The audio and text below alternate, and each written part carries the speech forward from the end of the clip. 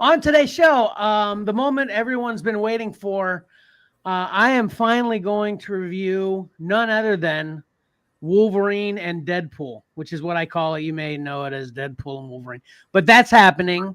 Also, Mike says he's going to take us on a short ride via Wolverton Station. Then Patrick's got a one-of-a-kind statue that will make you green with envy. And then last but not least, we've got a brand spanking new segment on today's show, the Video Game Barrage.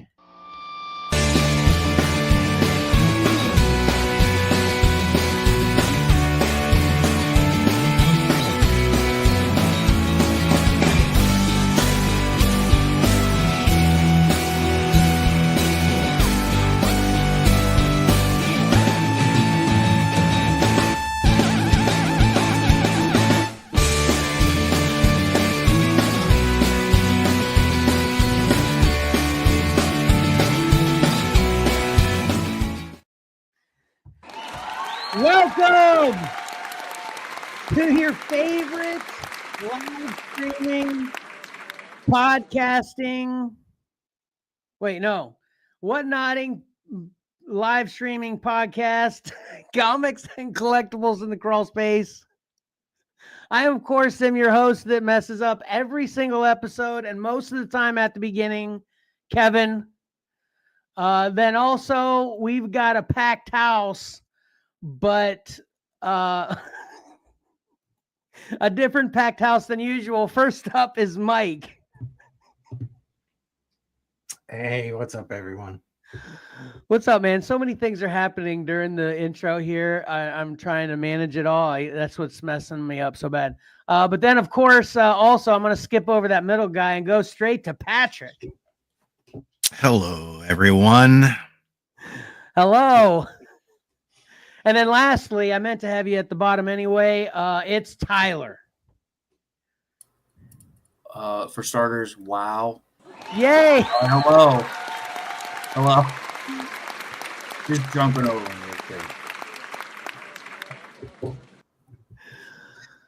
So everybody's private messaging me while the intro's happening, and I didn't know if it was something I needed to know important. So I'm trying to read messages while I'm trying to do an intro, cold with no sort of rehearsal whatsoever, since we're running so late today anyway. But anyway, Ty, first with you, did you want to say something? Is that why you didn't want me to? Is that why you were so offended by me muting your microphone? No, I just thought it was funny how I started a sentence and then you went right into the countdown. Yeah, it was funny, Mike but it's wouldn't always have funnier when he does it during the show. Right. I like to do that to Mike all the time, but I didn't do it intentionally. Also, when you said you're finally reviewing Deadpool and Wolverine, I commented, and then you muted me immediately. So it was perfect timing. Got it. Yeah. And then, Mike, to answer your question, that's the first thing I'll say. I had the genius idea today of giving X a shot to go live on X because another podcast you may be familiar with, the Joe Rogan Experience, was talking about how all of his episodes run the whole time on X and stuff. And the one thing we have a problem with on Instagram is that it cuts us off at an hour sometimes. And sometimes it goes the full time, but sometimes it cuts us off. So I figured I'd give X a shot. But then the last thing that happened was as soon as I hit start, X started yelling at me on the screen saying, "Hey, you have to have a premium account to live stream here. Get out of here." And then to make matters worse, then it says, "So you do want to end this live stream?" So then I'm like, what the heck? It's like, no, I don't. But I also don't want the premium. Right, exactly. So basically I just took a shot in the dark and I ended the X live stream, and thankfully it just ended the X live stream. We are still live on Facebook and YouTube. Sorry for anybody that usually watches on Instagram that you're checking us out here. I'm still probably I'm gonna see how much the premium account with X costs. Mike will he's due to pay for something, so we'll talk about that later, Mike. But anyway, Yeah, so Tyler's here. No comment. I like that, Mike. Nice. Well, if I act like it wasn't said, I'm just like, huh? Okay. Got My it, mom. got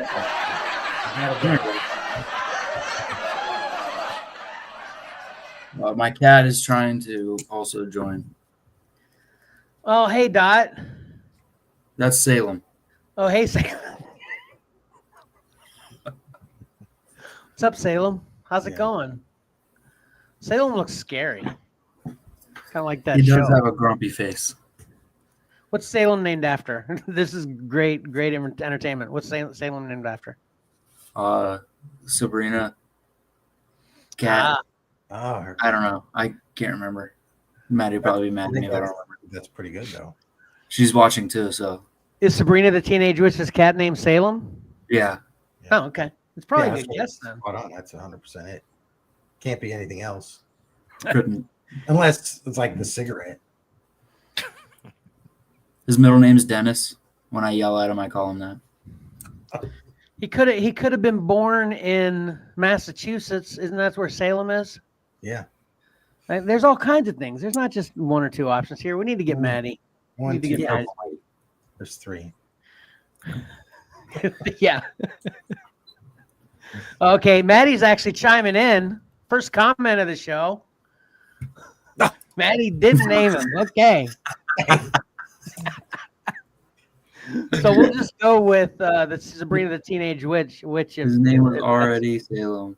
You know one of my least favorite shows ever on TV? What? Unsolved Mysteries.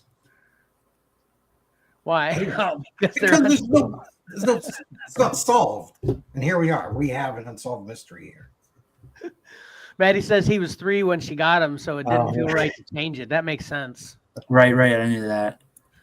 But she did choose Dennis, though. So, Well, I mean, all right, riveting geek culture already happening today. This is awesome. But yeah, just to give a little bit again of a teaser, I already mentioned it. Video Game Barrage is happening today, and of course, as you probably already figured out, Tyler is here to do that for us. I'm super excited for that. We're going to do that kind of in the later part of the show. But we can just get started with what everybody's been bugging me forever to do, Seriously. which is to watch Wolverine and Deadpool. I'm going to call it that. Not Deadpool and Wolverine, Wolverine and Deadpool. Is that cool with you, Pat? You're muted, Mike. Sorry.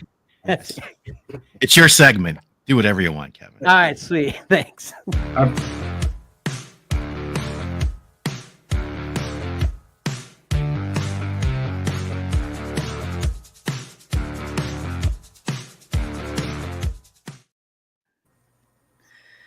All right, cool. You didn't think I'd prefer start? accuracy. What, Tyler? Say it again. Ooh, the Deadpool and Wolverine. I prefer accuracy. Okay, well, I don't know if you're familiar with this show at all, but we don't do accuracy. Okay. Yeah. We don't do facts either. We're wrong all the time. Yeah. But I'm not going to start there, of course. I save the good stuff for last. I'm going to start with this cool movie. This is called Apocalypse Z. The dead have arisen, so the war has begun. This is on Amazon Prime, and basically the story on this one, as to why I'm talking about it, is because I swear, I don't know why, I don't know exactly how it happens, but Amazon just doesn't want to let up until I watch. For some reason, it's like you're watching this. So every time I boot up, it's like the first thing in my face every single time. And this is what was happening with Apocalypse Z. So I finally was like, fine. Okay. And there's a few interesting things with this. First of all, this is a French movie. Mm-hmm. Okay. So I watched it dubbed. You can do subtitles. You can watch it in French and do it subtitles, So I watched it dubbed. But then also, too, this is like a high production value. This is like an MGM.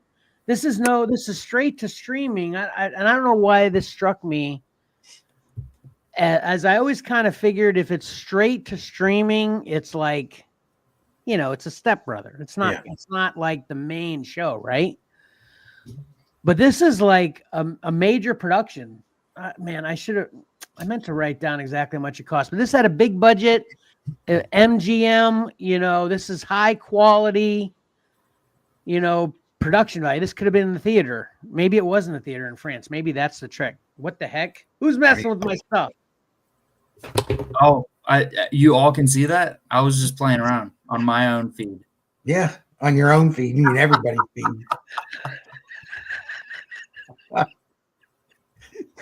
Yes.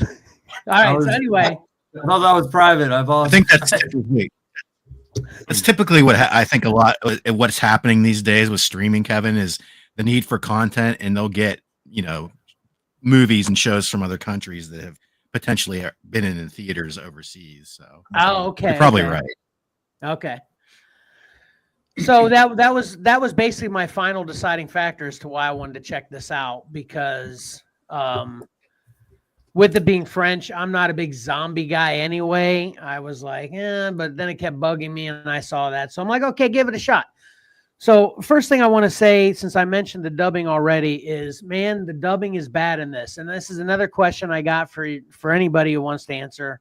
Have you noticed when a movie is dubbed, because I'm a subtitle watcher, I mean, that seems to be a thing with people over 40 nowadays. I don't know, Tyler, maybe you chime in, people over 30, but everybody jokes about how they hear a TV with the subtitles on versus how they hear a TV with the subtitles off. Like, you hear it more clearly by being able to read it as you're hearing it, right, Mike? Yes. Are you the same with that too, Pat? You subtitles all the time? I do not like subtitles if they're not necessary. Okay, so you're hearing. What do you think of Green Eggs and Ham? Sorry. I'm in between. I like subtitles for movies with deep story, but if I'm watching, just something fun, I don't want them on. Okay, so the reason I mention that right now is so I'm watching the subtitles on this, even though it's dubbed. Mm-hmm. And have you guys ever done that before, where you watch a dubbed movie subtitled? Yes. Why don't the dubbed words match the subtitle? Why does that happen, Mike? I don't know. It's weird.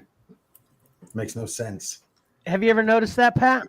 Yeah, it's probably depends on how the subtitles were done. If they were done, subtitles were created for the original language, it's definitely going to be different than a dubbed version, because the dubbed version, they try to sometimes fit things better, so it's not a direct translation probably. Okay, that makes sense. Okay. Well, this is a lot of that in this, and it was happening so often it was distracting, Hey, I got a little interruption. I want to interrupt with this real quick. Stingray Gaming, which is none other than my son Max and, of course, Tyler's brother. He said he just wants to step in. He's getting ready to go to deploy to Japan in an hour and a half. Just wanted to tell us he loves us and have a great show. We really appreciate that, Max. Hopefully we'll be able to talk to you sooner than later. Love you, little buddy. We're proud of you. I'm sure it's going to be awesome. So thanks for stopping by. Now I feel bad we're going to run this show now, Pat, and I should be off talking to Max before he heads to Japan. What the heck? It's all good. Like it's really happening fast. Yeah, it is. What'd you say, Mike? He'll call. They have phones there. That's true. That is the weird part about deployment now. It's not like when we were in Mike. We just deployed and we're gone for a year until we got the first letter 3.5 months later or something. Yeah. Yeah, I had to stand at a payphone for like 2-3 hours in line when I was in Okinawa just to call back. Yeah, he'll message us on Facebook when he lands. Yeah. Right. Yeah, I'm out in the field texting you. Right. So anyway, back to Apocalypse Z. So enough of the dubbed subtitle stuff. That was annoying and I didn't care for it. But overall, this entire movie is pretty dumb. So I don't recommend this to anybody. You can imagine it's called Apocalypse Z. it's always crazy. It wants to give you the impression they're zombies, but these people aren't actually zombies. This actually reminds me of kind of an old school movie called Rabid, if you guys remember that, where people they get a disease that makes them just become crazy and want to eat people, but they're still alive and human. So all you got to do is kill them to, be safe. It's not like you shoot them or stab them like Walking Dead or whatever, and they keep coming. You just kill them, hit them with a car, and they're down. Whatever. So they're not technically zombies. It's just a bunch of disease-ridden, crazy people that want to eat your face off. So they're just watching it and stepping into it. You might see it and be like, oh, zombies, but technically they aren't in this movie. And basically, all that happens in this movie is the disease happens when this guy is trying to get to his sister, and then the whole movie just focuses on him surviving to be able to get to his sister. There's literally really no other point to it. As you can imagine, there's other humans. Some of them are bad players. Some of them are good, typical apocalyptic type story in that regard as well. But there's really no meat to this. And the action and adventure, and it just isn't that great either. So this is a dud in my opinion. And ironically enough, this is definitely going to have a sequel because he's trying to get to the Canary Islands, which is where his sister is. And at the very end, he finally gets on a helicopter, and he's flying in the helicopter, and he finally his cell phone starts working, I guess, because he's in a helicopter, so he's closer, I guess, to the satellites or whatever. So his cell phone starts working. He finally gets on the phone with his sister, and they're talking for a second, and he's like, I'm on my way to you. I got a helicopter. I'm on my way. And she's like, no, do not. And she starts breaking up, and they lose her. And then it says to be continued at the end. So, well, I'm familiar with this. It's based on some books. In the sequel, when he gets there, the whatever it is, the disease has kind of morphed, and now they're almost like vampires. Like they're during the day they're all sleeping. It's called narcolepsy. So that was pretty good. Maybe my delivery wasn't good. I was cracking myself up in my head. No, that was really good. My first question was going to be, are you serious? Really? You're familiar with this? I mean, imagine if everything I ask you all the time.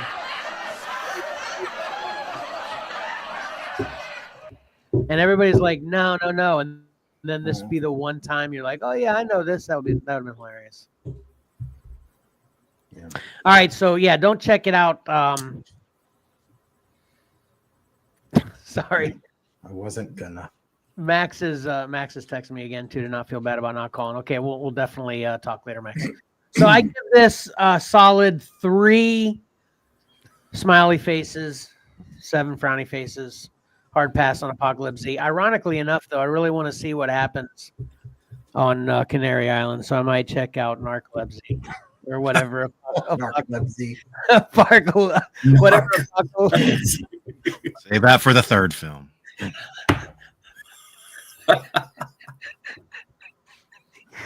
Yeah, I'll probably keep watching them now that I've seen the first one. Because, when I'm in. We've talked about that before, Mike, right? No matter how horrible it is, I'm really going to go through it all, So. But let's get rid of the horrible. What, Ty? Aside from you saying it's bad, I was already out at it being dubbed. I can't. I've tried a million times. I can't stand it. Can't do it. I'd rather watch it naturally with English subtitles than dubbed. Yeah, I'm 50-50 on that. I can go either way, and I would probably say my experience with dubs has been 50-50, where half the time it's pretty good and half the time it's not distracting. So I'm pretty sure that's how I watch Squid Games. Subtitle or dubbed or what? Natural with English subtitles.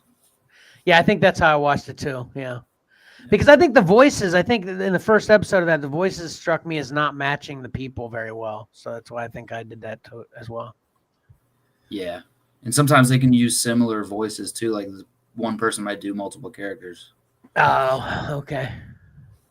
All right, enough with the garbage though. Let's get to some good stuff. I watched Arcane, League of Legends, just dropped on Netflix this past week. Mike, have you watched this? Are you familiar with this? I have not. I think Cora's kind of familiar with it. She had pointed it out, I think, or maybe I saw a trailer and thought maybe Cora would like this. I don't know. How about you, Tyler? I'm familiar with League of Legends. I'd never got into it because I don't like the gameplay style, but I know about it well. But I'm talking about this show, though, right? No, I didn't have any interest. I knew it was coming, though. And Pat? A little bit of mix of everybody. I know the game, but I didn't know about this show. All right, and to be more specific with what I started to say about this dropping this week, season 2 dropped this week, to be more specific, okay? And basically what happened is I actually was finding it a little difficult to find something to watch this week. So I'm like, okay, I'll give this a shot because I checked out the trailer and I think, like you said, Mike, it looked really interesting just based on the trailer. So I'm like, okay, I'll check it out. And I tried to jump right in with the first episode of season 2, but then I'm like lost like more than I thought I should be even for a first episode of something I'm watching. So I'm like, you know what? I'm checking it out. Why not start season 1, right? So I jumped back to season 1. So this review is technically for season 1, although it's season 2 that just dropped this week, or this past week. I watched the first 7 episodes of season 1. And yeah, this is based on the game League of Legends. That's just a PC game. I'm glad we got the video game guy in here today. This is just a PC game, right? Ty, you can't play this on Xbox or anything, right? No. Just PC, right? I'm 90% sure. Okay. Like I said, I don't play the game, so don't quote me on it. Yeah, that's how I'm feeling. I'm feeling pretty confident in that as well. I feel like I definitely would have checked it out by now if it were on, especially if it were on Xbox. But so I guess it's possible it could be on PlayStation or Nintendo or something, and me not be aware of it. But the game in general is interesting to me, but the control scheme style is pretty much the only thing that deters me from playing it. Okay. Well, this story actually is kind of an origin story. I thought it was kind of reminiscent of how, they put out the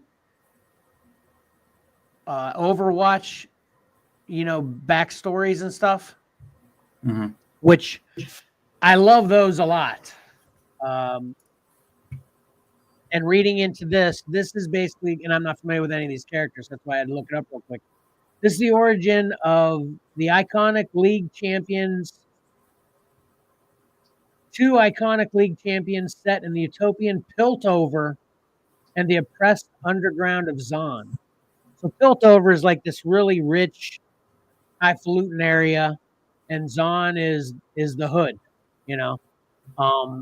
and we, of course, kind of has like it's not similar in Hunger Games in any way. It just kind of has that feel where they're, half the experience you're in the ritzy, experiencing those characters' lives in the rich area, and while you're also experiencing the characters' lives in the poor area. And so this one focuses on Vi and Jinx. And Vi and Jinx are sisters. And a little bit of spoiler, but I got into it within the first 6 episodes, but they're on the same team at first, but then they have a problem with each other due to things that happened. And Jinx actually becomes, the way they portray her in this, is evil, and Vi is good. In the picture on the cover here, Vi is the dark one that you see above the little girl, and the one you can see her eye in that poster is Jinx. And actually, Jinx becomes a nickname because she has bad luck. That's why everybody wants to hate her, and she turns to the dark side, for lack of a better way to describe it. But anyway, the animation on this is so ridiculously awesome and top notch, in my opinion.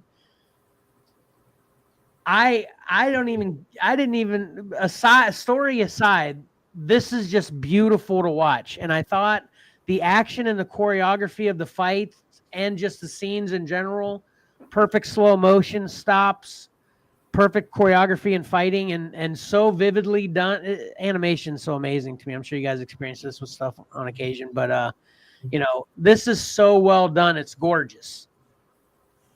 Like we already said, I have no investment of the game in the game League of Legends, so totally separate from the game. I can't, say if any of that is accurate or not in this. So I don't know whether some League of Legends purist wants to comment below and let us know how this did in that regard. I don't know, but the story of this is so awesome too. I loved all the characters, the rich ones and the poor ones, and the good guys and the bad guys. I cannot tout what I've seen so far. And again, I've watched the first 7 episodes of season 1 of how excellent this is. I'm so excited that I think there's 9 episodes in both first 2 seasons. So I've got 11 episodes to go. I crammed 7 episodes into one day. If there were more hours in a day, I'd have probably gotten 2 seasons done with this. It was so good. I was loving it to death. And I'm so glad it's got a season 2 for me to catch, and I hope it continues more and they keep covering more. And I'm going to have to get League of Legends on my PC as well, too, because this makes me want to play the game, which, we've talked about how that is a perfect synergy when that happens anyway, that we wonder why everybody doesn't do that all the time with comics, toys, and video games and everything, right? Right, Pat? Yeah, my kids want me to set up a PC so they can play PC games that aren't available on Xbox. Yeah. But anyway, if you can't tell, I'm going to give this a solid 9.5. The only reason I'm not giving it as a 10 is I've got to reserve a 10 for live action. I don't know if I can give it any animation a 10. I'm not sure. It might be possible. I might show to be a hypocrite later, but I'm giving this a 9.5 smiley faces. I was literally smiling the entire time, calling every single one of my family members into the room on separate occasions. Well, sit down and watch this for 10 minutes. You won't want to leave the room. It's so good.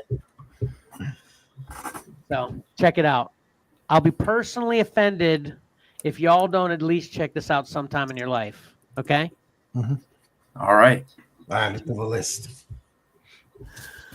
All right, now that we're through all the good stuff, you may have seen Wolverine and Deadpool. Let's start with Mike. Mike, have you seen Wolverine and Deadpool? Come on, guys. You know me. Yes. Did you really? Yeah. Actually, Emily was so stoked to watch this. She's like, okay, we're going to watch it tonight. And we were a day early. It's like, oh, it's not till tomorrow. So the next day, as soon as we get home, come on, we got to watch it. Oh, you said you were going to watch it, but it was actually, when you said that, it was the day before it actually came out, so you had to wait another day? Yeah, so we had to wait another day, but yes, we watched it. Tyler, you saw it in theater, right? I did. Patrick, what's your status? Seen it. Did you see it in theater, or did you wait until you got your copy that you got and you watched it? Yeah, I couldn't get to the theater. All right. Well, for anybody who doesn't know, my story on this is, and why I have my little subtitle on there, A Torn Reviewer, is because, I've had issue with the maturing of superhero movies, with how gratuitously they become completely vulgar in almost every sense of the word. And This wasn't that bad, was it? Did you said you saw it? It's just Deadpool movies, though. Go ahead, continue. Right, yeah, exactly. Just Deadpool movies, but Wolverine's in this one, and Logan's that way. And what's that DC one, Pat, with Starro? Yeah, Suicide Squad. Yeah, that one. They're it's all over the place. Okay. No one cares about DC though. Let me tell you, it counts. It's superheroes. Okay. It doesn't count. Let me tell you this. You know when I think I realized when I came to this conclusion where it's driving me nuts how gratuitously mature they're making superhero movies. And Mike, I hope you remember this because we talked about it right after I watched The Killing Joke, the animated. They literally added a scene at the beginning of the movie with Batgirl and Batman having sex. Do you remember we talked about that, Mike? Remember? Yep. Where do you watch The Killing Joke? Well, we It's saw on the movie. HBO Max now. Yeah. Oh, yeah, funny. Hilarious. Hilarious. But anyway, it's like what is the point of that? It's not in the comic, Pat, you know? Yeah. Why they just want to add a 10-minute scene of Batgirl and Batman getting it on at the beginning of the Killing Joke so we feel more for whenever, you know, if you haven't seen Killing Joke, what happens to her later? You know, and no, it didn't change anything. So anyway, that was my moment where everything's on. You know what? Drives me nuts. Then actually later I came to the epiphany. It's more than just about my own frustration, and I still feel this because A was still at home and obviously underage. You know, part of the reason I am so still into all of this is because all of my kids have loved it as much as me. Obviously, my best of friends as well. But you know, and I've enjoyed the entire MCU journey with all my kids. You know, all Star Wars with all my kids. But then stuff like this comes out, and I can't enjoy it with my kids. So I'm like, you know what? You ain't getting my dime in theater. Because I can't appreciate it with my kids in the theater anymore. You know, you know, and I actually was going to take a further stand with this one and say, I'm not going to watch this until Ayla's 18 and she can watch it with me, you know. But I have felt a lot of pressure to get this watched. So I did cave. So I did watch it. Fair and understandable assessment. Thank you, Tyler. I really appreciate you saying that. Let's start with Mike, though, before I get into what I have to say about this. Mike, do you have what are your thoughts on Wolverine and Deadpool in general? This movie, particularly, I liked it a lot. I see where you're coming from with that, but we've within the household we've already established that obviously the kids can't watch the Deadpool movies as much as they beg us and they want to. In my head, it's already one. It's like I know this one I'm not able to watch the kids with. Watch with the kids. There are plenty out there that I can. So for me, it doesn't have to be all encompassing 100% superhero movies. Have to involve them. Mostly, you know, Cora's not into superhero stuff. Marcus, he's not a real big Deadpool fan. He likes some Wolverine stuff, but he's also not that invested into the superhero stuff either. So for me, I'm not missing out on anything, not being able to watch this with the kids. Well, I appreciate that thought, but I just meant just your review of the movie in general. Did you like you know, like, did you have anything that you wanted to say about the movie in general besides for just that you liked it? Yeah, I pretty much avoided everything, so I didn't know how they were going to do everything that they were going to do. Really? Okay. Yeah. Wow. So everything was a great surprise, and I thought it was hilarious. I liked all the Easter eggs. I liked the fourth wall. I thought it was awesome. There are a couple things that I didn't like. The dog. I thought the dog was. I know he's in the comics and stuff, and I was like, all right, whatever. I'm over the dog. Really? Okay. Yeah. Plus the dog's tongue licking. I get it, but I can't stand to hear my dog lick his paws or drink water. The sound is so. What do you have to say about this, Ty?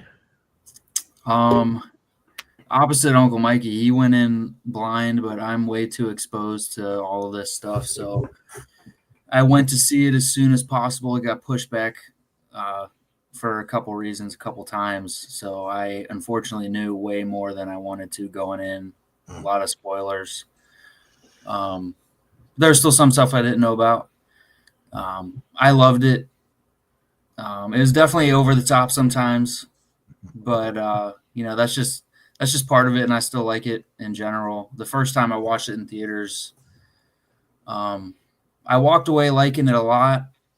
I didn't really think I had any crazy complaints, but I was like kind of middle of the pack on it. But then we watched it again, coincidentally the same day you did, Dad, and I don't know what it was about the second time, but then I fell in love with the movie. The ending was spectacular and beautiful. not just because of Wolverine's abs.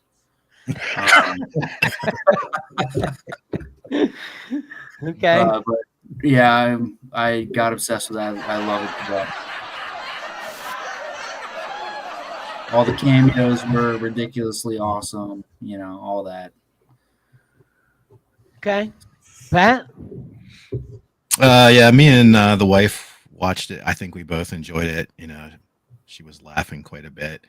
I think there's so many jokes in this movie. It's just a constant barrage, and I think it maybe overrides the actual movie itself. It's like all it is one big joke after another, that there's not really much of a movie there, but there is. Mm-hmm. And I thought overall we both liked it. Like I said, but in the back of my head, all I kept thinking the whole time is, man, I wish I would have not known about this stuff. Right. And so awesome. Yeah. Everything was spoiled by the time I got to see it. Yeah, I tried so hard. I couldn't avoid it. I'd skip anything superhero related, up and coming. But things would still slip through the cracks. And then I actually was still a moron, and we showed up early. We were in there for like 30 minutes, and I was on my phone, and I got something spoiled moments before watching it. Oh, dude. And but in my defense, it's a completely unrelated video that's segmented into a spoiler somehow. And it made sense how they did the video, but there's no way I could have seen it coming. So, well, we can talk spoilers in this, right? Yeah. Spoiler stuff. And that's why I was so glad that I didn't see anything, because I'm sitting there going, "Holy cow, it's Captain America!" I was so excited to see Cap in this, and then it wasn't. And I love funny. I fell for it. That's exactly what they were going for, and I was like, "Son of a gun, man!" Yeah. That's funny. I watched with Jessie, and she was completely oblivious. So yeah, she had that same reaction to when Chris Evans took his head down, and she looked over me. She's like, "Oh," and I looked at her, and I like with a big grin. And then when he said "Flame on," she just almost fell out of the couch. It was great, and I wish it helped a little bit. Say it again, Ty. Sorry, the theater erupted when that happened. Yeah, exactly. I wish. It was definitely cool for me, at least, to experience it vicariously through Jesse watching it raw like that. So it was still a little good, but yeah, it would have been so much better if I hadn't known. So yeah, on to me. First of all, I had two questions for anybody in the room that might know. One, were Ben Affleck and Nick Cage busy? I mean, what's missing there? I mean, what, Ben Affleck's got a totally DC contract or something? Why couldn't we have some Daredevil and Ghost Rider action? Does anybody know? My guess is the what's that place called that they're in? The Void, or is it the Void? Right? The Void. I think the Void is throwaway trash versions of all the characters, and that Deadpool movie was good, and Ghost Rider was good. The Daredevil movie, you mean? Daredevil movie, yeah. Yeah, what'd I say? Deadpool. Oh yeah, Daredevil was good. It was a good version. That's one way to read into it. Is like, hey Ty, you don't have to sell me, okay? I'm on your side, okay? I think there might be someone else in the room that doesn't exactly agree with us, though. Yeah, I'll fight that till the day I die. Pat, you think I know, but Pat, you're on the Daredevil's bad side, right? Nope. Oh, you're not? I thought you were. Okay, so we're all on the same page that Daredevil's good? Yeah. I never saw Elektra, though. Sorry, Pat. I never saw Elektra. Oh. Or the Ghost Rider movies. Oh, wow. Mike, I was putting you in the middle like you didn't have an opinion either way, but I thought Pat didn't like it. That's why I didn't include you with that. But so we're all for it. That's awesome. That makes me so happy. Can we all just get on board with the Clone Wars or Attack of the Clones and Batman and Robin, please? Okay. You had me until Batman and Robin, Kevin. Yeah, me too. Yeah, that's usually how it works anyway. But anyway, so yeah, I thought, that was interesting that especially the second Ghost Rider was trash. They could have had Nick Cage Ghost Rider Part 2. That one was pretty bad. I'd love to know who they tried to get. I'm sure they tried everybody they could. Yeah, that's why I was asking. I didn't know whether there was some scuttlebutt that someone had heard that I hadn't about why those two in particular, because I think they covered pretty much at least every Fox movie except, well, obviously Elektra was in Daredevil, but I kind of looked at her as the Elektra movie separately, but with no Ghost Rider representation. Was there any other 20th Century Fox movies that weren't covered in this besides Ghost Rider? Not that I can remember. Yeah. So anyway, they obviously all the X-Men were there, or I mean, like the villains, bunch of those. Well, Toad was in there. Juggernaut. And obviously Pyro. Yeah. Mm-hmm. Yeah. That brings me to my next thing. Okay, why can't Juggernaut ever be done the way that I envision Juggernaut, or the way that I've seen Juggernaut in every comic I've ever read? Why does Juggernaut always have to be some way funky? Why is that, Pat? Do you have any thoughts on that? Well, what about Deadpool 2? He was funky in that one too. Good in Deadpool 2. That's the closest they got. I mean, that's the closest they got. I agree, but he was funky in that like one. The color he was wearing. Yeah, he was gray. He was the X-Force Juggernaut. I mean, what was it? No, he had a yellow jumpsuit on. Yeah, like what the heck? Yeah, I get it, but it was like size and everything accurate except for the color he was wearing. Right. Just give me the Juggernaut. No, I agree with you, but I think it was good. It was okay. Okay. It was good, not great. It was barely good. It was okay. It wasn't good. It was okay, is what it was. Right. Yeah. It was so much better than X-Men 3 Juggernaut that it was good. True. But then what they do with Q-tip head guy in this one? I mean, come on, what the heck? Q-tip head guy? Well, this Juggernaut, he had that gap in between his helmet and his shoulders. Yeah, that's because that was terrible. That's why he's there. It wasn't there. Okay. Yeah, that was the point. They wanted the crappy Juggernaut in that film. Yeah, okay. Crappy. I'll take that. Okay. They're trash heap versions of characters for the most part. Yeah, we exclude Blade out of this. Yeah, that's true, because Blade was awesome, but he's in there with all these. I think they just wanted an awesome cameo there. Yeah. I think they're all awesome. This movie made me reminisce, and obviously that was a cool thing after the credits too, or that was right after the movie while the credits were rolling. Right, they reminisced all the Fox movies, which was very cool. Yeah. But this movie definitely gave me a more of appreciation of that. Actually, how great the Fox superhero cinematic universe was. You know, it really was great. You know, I loved them all. But yeah, they had some great parts, but where they missed by a mile. You know, they only missed by a mile twice to me. Where'd they miss by a mile for you, Mike? Deadpool. What? When Deadpool was in there. Oh, Wolverine Origins. Oh, gotcha. Yeah, okay. Yeah. There, Juggernaut was terrible. But Wolverine Origins as a movie overall, I thought was good. Yeah. But that's what I mean. They did, but then where they so you're talking individual scenes, not whole entire movies. Yeah, okay. Right. Individual parts. They just, okay. There's two movies I thought were big misses, which was the new Fantastic Four. Yeah, the new Fantastic Four and Ghost Rider: Spirit of Vengeance, the second one. What and just speaking of the end credits when they were doing the reminiscing, I was so happy and giddy watching it, totally feeling it, and then they threw in those scenes of the crappy Fantastic Four, and I'm like, what are they even doing here? Right, exactly. None of them were in the movie, and no one even. That's not a good memory. Well, what's his name? Black Panther. Not Black Panther. Pat, help me out. Killmonger. Yeah, Killmonger. The actor's name, not the Michael B. Jordan. Yeah, Michael B. Jordan. They went for some star. That's what I felt in that part. Not the movie was garbage, but they went for some star power reminiscence there. I guess Oh no one has fond memories looking back on those movies. I agree. It ruined the end credits a little bit for me just because they were involved in that happiness. Oh man, okay.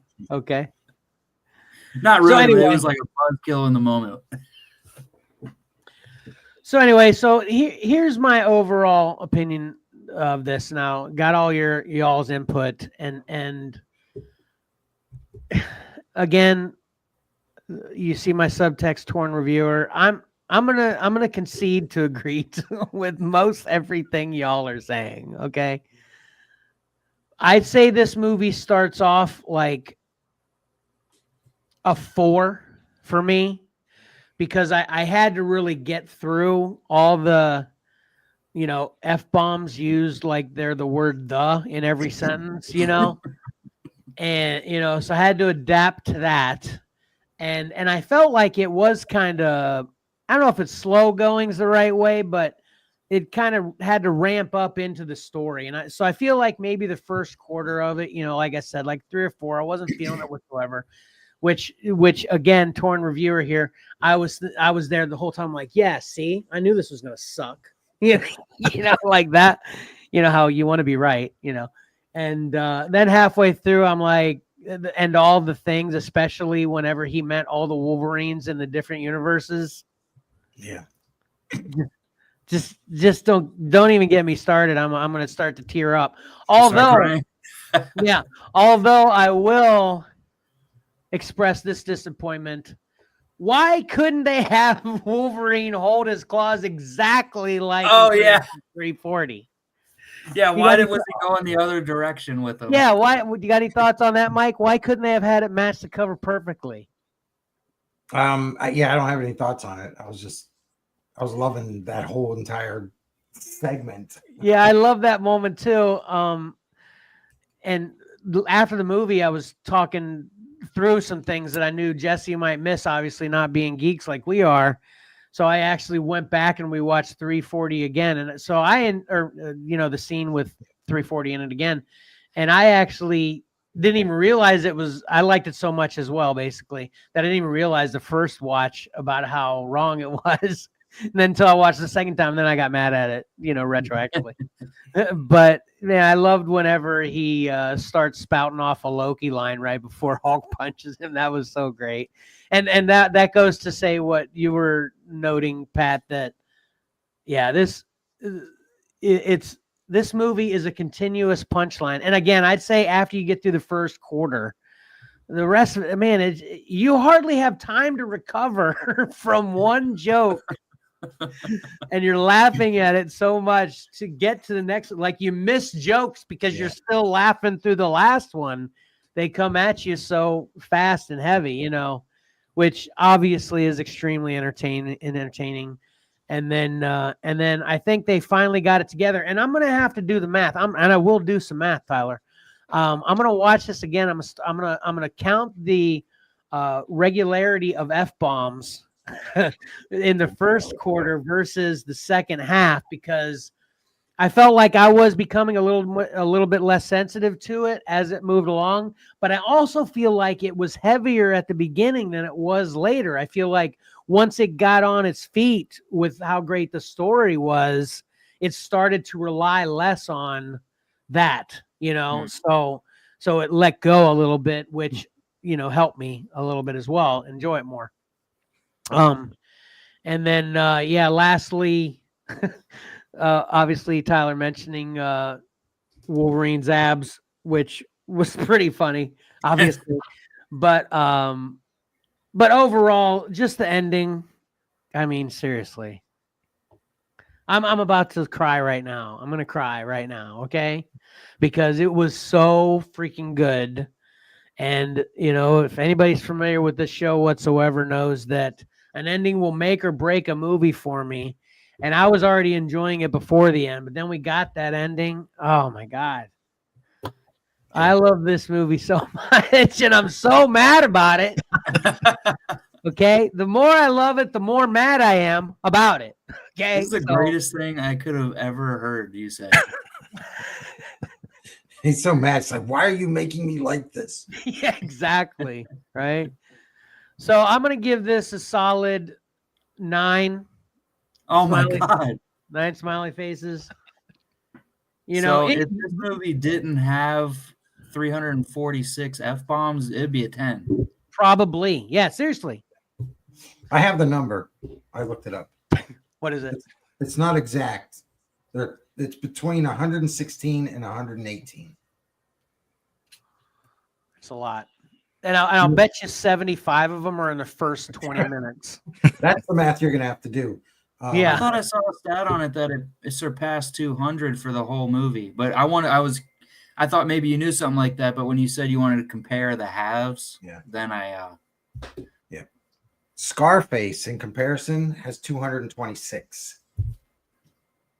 Okay, but I'm fine with my gangster cocaine-ridden drug dealers throwing around F-bombs. Okay, that's what, I'm fine with that. Yeah. Makes sense. not the Marvel movies. Not my Wolverine, who I didn't hear him say F one time until X-Men First Class, and he tells the Professor X's to F off. Yeah. Like, what are you doing, Wolvie? Come on. You're my Saturday morning cartoon guy. Right. The way I look at it also is, I mean, it's Wolverine. That's like a trucker or a sailor or a Marine, not, having colorful language. I agree with that. If it hadn't been that for 97% of his existence, Mike, this is obviously new, and Deadpool too. I actually hate this argument where everybody's like, oh, Deadpool makes sense with Deadpool. He's the merc with the mouth. But guess what? Deadpool's been around forever. And he didn't have a vulgar mouth like he has now until 2018 or whenever it was, I mean, he was a smart aleck and said like a Spider-Man. No, he was definitely more harsh. He always had crude humor, but he didn't drop an F-bomb every other word, Right. Anyway, we're beating a dead horse here. Yeah. So, the point is, it's great. Check it out. And like Tyler was saying, and even Pat was saying, I think watching it a second time, you'll enjoy it more because you're not being so overwhelmed with the Easter eggs and the jokes and the references and all that stuff. Yeah, every time you see one, you're processing that. It's like, oh my gosh, So. And you catch more of them the second time, and like when the van scene, when he first hit Deadpool's face off the radio, it started playing Greatest Showman for a split second. Emily picked up on that actually. I didn't notice it at first. Maddie had to show me. We rewinded it, and I was like, "Oh my god!" She wanted that to play during the whole fight. Yeah, another thing I didn't even realize is Jesse's favorite show currently is The Crown, and Professor X's twin sister plays Princess Di on The Crown. So she enjoyed seeing her. She likes her a lot. And incidentally, did anybody watch the behind the scenes documentary or whatever hour after? Has anybody else watched that yet? No. It's really good. It is really good. Yeah, I definitely recommend that to everybody as well. You guys got to check it out. It basically points out a lot of stuff, I'm sure we didn't miss anyway. But then it's got some interesting factoids that were fun about it. And one of them was, and again, Jesse appreciated this. I can't remember the director's name right now, but he actually pointed out that he saw her on The Crown and he loved her so much he flew to England to get her to play the part. That's cool. Yeah, which was pretty cool. Yeah, so definitely check that out as well. But Comics and Collectibles in the Crawl Space begrudgingly endorses Wolverine and Deadpool. People are complaining, just in general about still doing so many cameos and old references, and they're over the multiverse, timeline stuff. And with this movie, it works because how else would you add the plethora of cameos they had? And there's still so many to do that I still enjoy it so much. Yeah. Yeah, I think there's so many of us with money now at this age that can appreciate that nostalgia that the younger people can complain all they want, but they're not going to stop producing it until we stop buying it, My biggest argument towards it is when they say they're tired of that stuff, I'm like, well, a lot of those movies they were just bad movies. You're not tired of the multiverse or nostalgia. You're tired of bad movies. Oh, that's actually another thing I want to say. It would have been really cool because they could have done this. because at the end they were essentially, she was trying to undo what Loki is currently holding together, right, Pat? Probably, yeah. That would have been a cool thing, right? Yeah. Yeah. You don't seem. I didn't think about that. I didn't watch Well, it, so I'm out. It's hard to tell when it's you don't really know when it's happening in conjunction to Loki, I guess. I don't No, know. it's supposed to be. That's another thing that we didn't even talk about that people may not be aware of. So, majority of this movie takes place now. I shouldn't say a more majority. Not, I mean, here and now, not just now, here and now, not in the void where there's all the multiverses converging, but the TVA now, which is post Loki. Yeah. Because that I don't know her What's her name. name? Yeah. The black lady, she was just a grunt in Loki, but now she's the She's in leader charge. of it in Yeah. Deadpool. So it's definitely after. You feeling it, Pat, now? Yeah, I mean that's kind of what I thought, but it's just like No.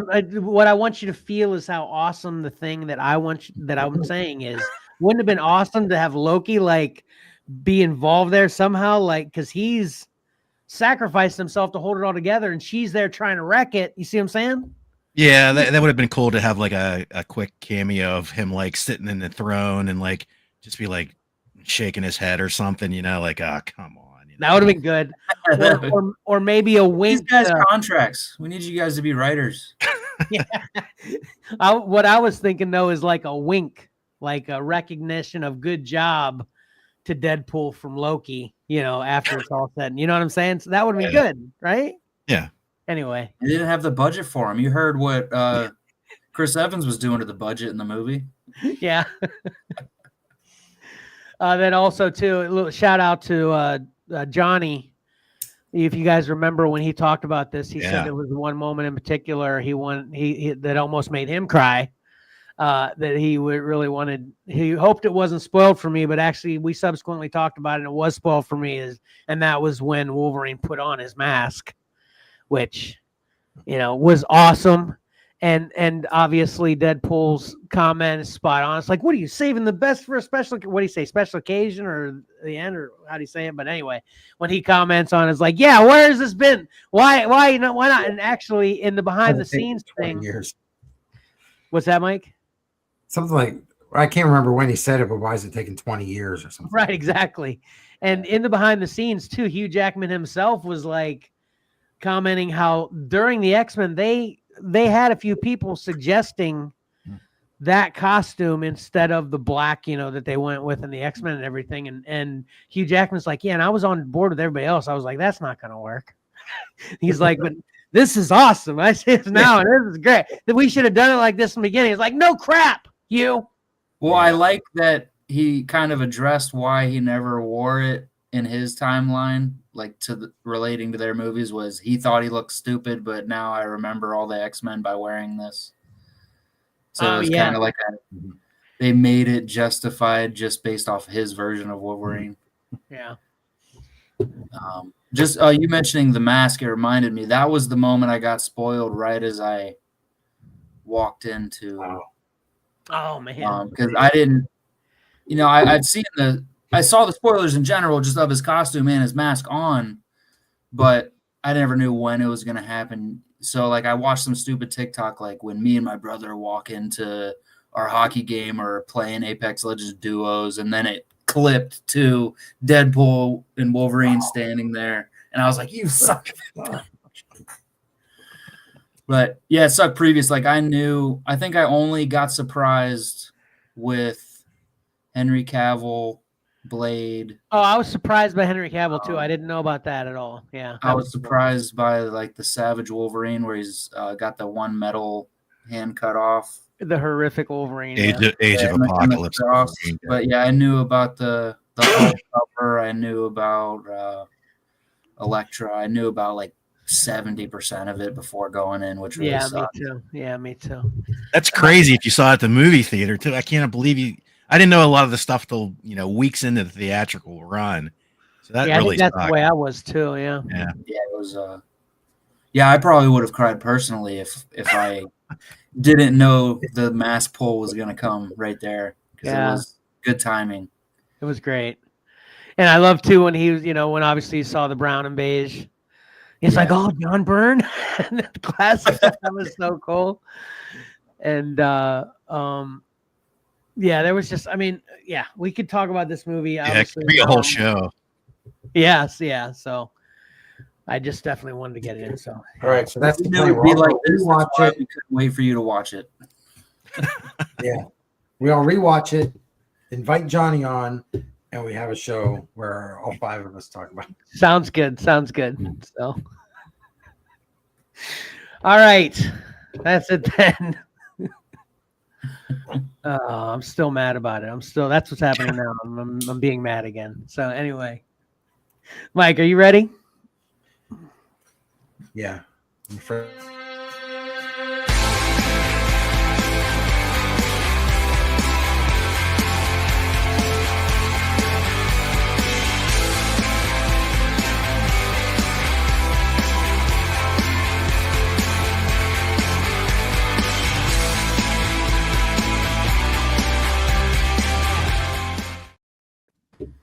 Gotcha. It worked.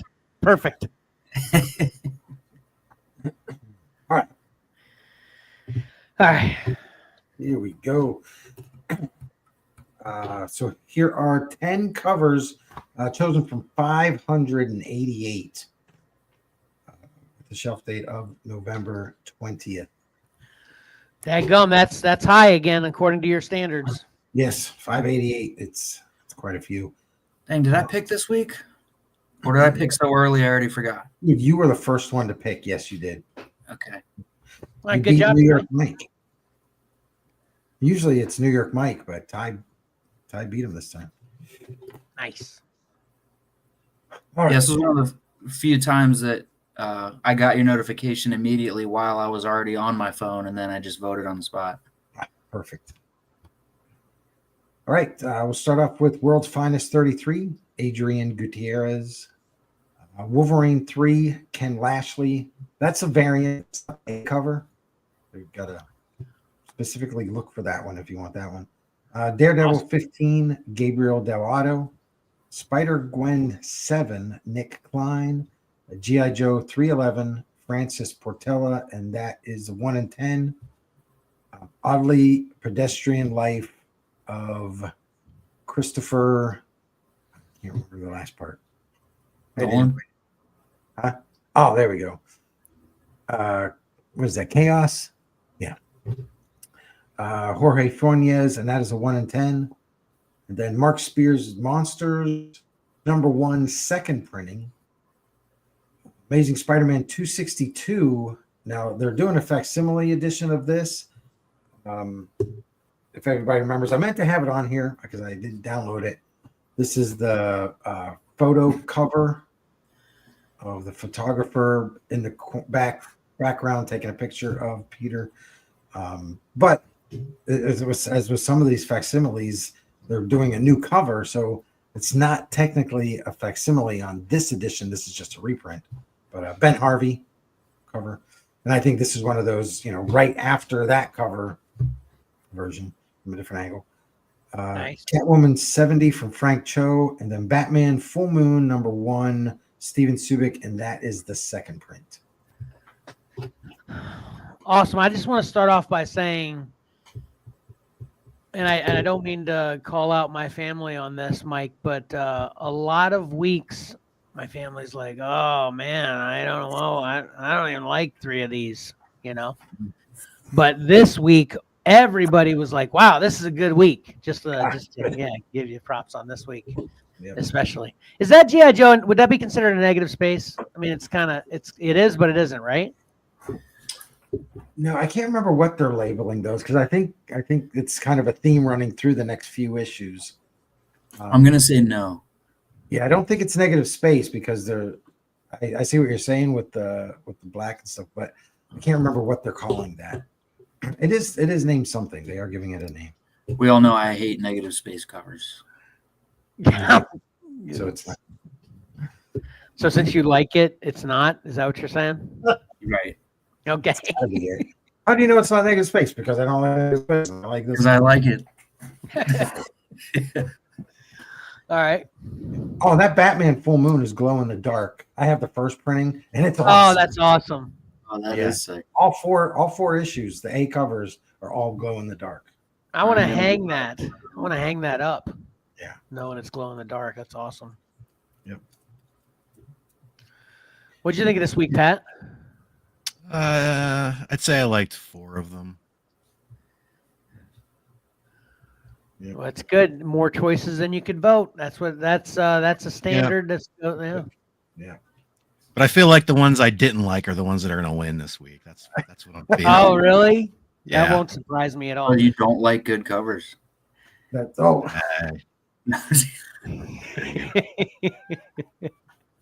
He just has a very, I shouldn't even say specific because it is kind of broad, but it's just kind of the flip side of the typical, maybe. Is that fair, Pat? Sure, I'll tell you why they're terrible when we get to them. Okay. Which I love that about you, man. I love that too. All right. I liked all 10.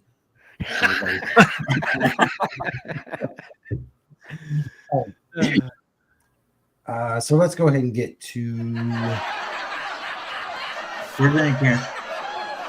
Ohio.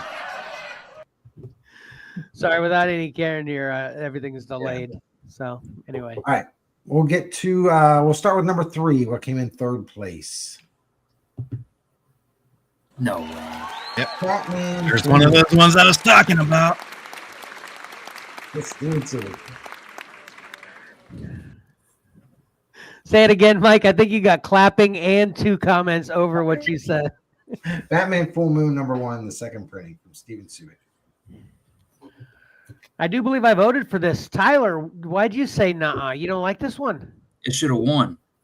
Oh, okay. Gotcha. All right, Pat, do you want to input on this one real quick first? This don't like. I don't like that look of Batman. You said the werewolf is okay if you like werewolves, I guess, but the Batman, I hate that realistic looking, greasy looking Batman. Okay. I thought you started out your sentence by saying, this dump. All right. Okay. Fair enough. It's not for everyone. Got it. No. I like your criticisms because sometimes you make me notice things I didn't notice before, and then I also end up hating the cover. Yeah, he does. He'll talk you into not liking But not this time, right? No, yeah, I think Batman looks stupid now. I think it looks awesome. I love that. No, you know what he looks like? I still like it. You know what he looks like? A bat. Yeah. You like it now, don't you, Todd? You're welcome. It's awesome. I totally I agree. really love it. Yeah, that would be funny. Have a segment. It's like we try to talk one person into liking something, and everybody else tries to talk them out of liking it. Yeah. The difference between the first printing and what's that? I said there's another show. Yeah. The difference between the first and second printing is the title on the first printing is full white, and the whole entire thing is forward in the second printing. The first printing, everything is pushed back a little bit, so they're a little bit smaller on the cover. I like this one better because it gets it right up in your face. What's your opinion on subtle first, second printing changes like that? Do you like that, Mike? Yes, I like the subtle changes in the not color. Sometimes the color changes. If that's all they do is change the color, I'm a little bit. I don't like it as much, but yeah, I like the subtle changes like that. Yeah, I think I pretty much don't like subtle changes because sometimes they'll fool me. It'll be so subtle I don't notice, and I'm like, get it home and I'm like, daggum, Mm-hmm. How do you feel about subtle versus obvious, Pat? Yeah, I think that just changing a color was an easy way just to get a second print out. Back in the old days, they didn't care about selling more books to consumers per se as collectibles.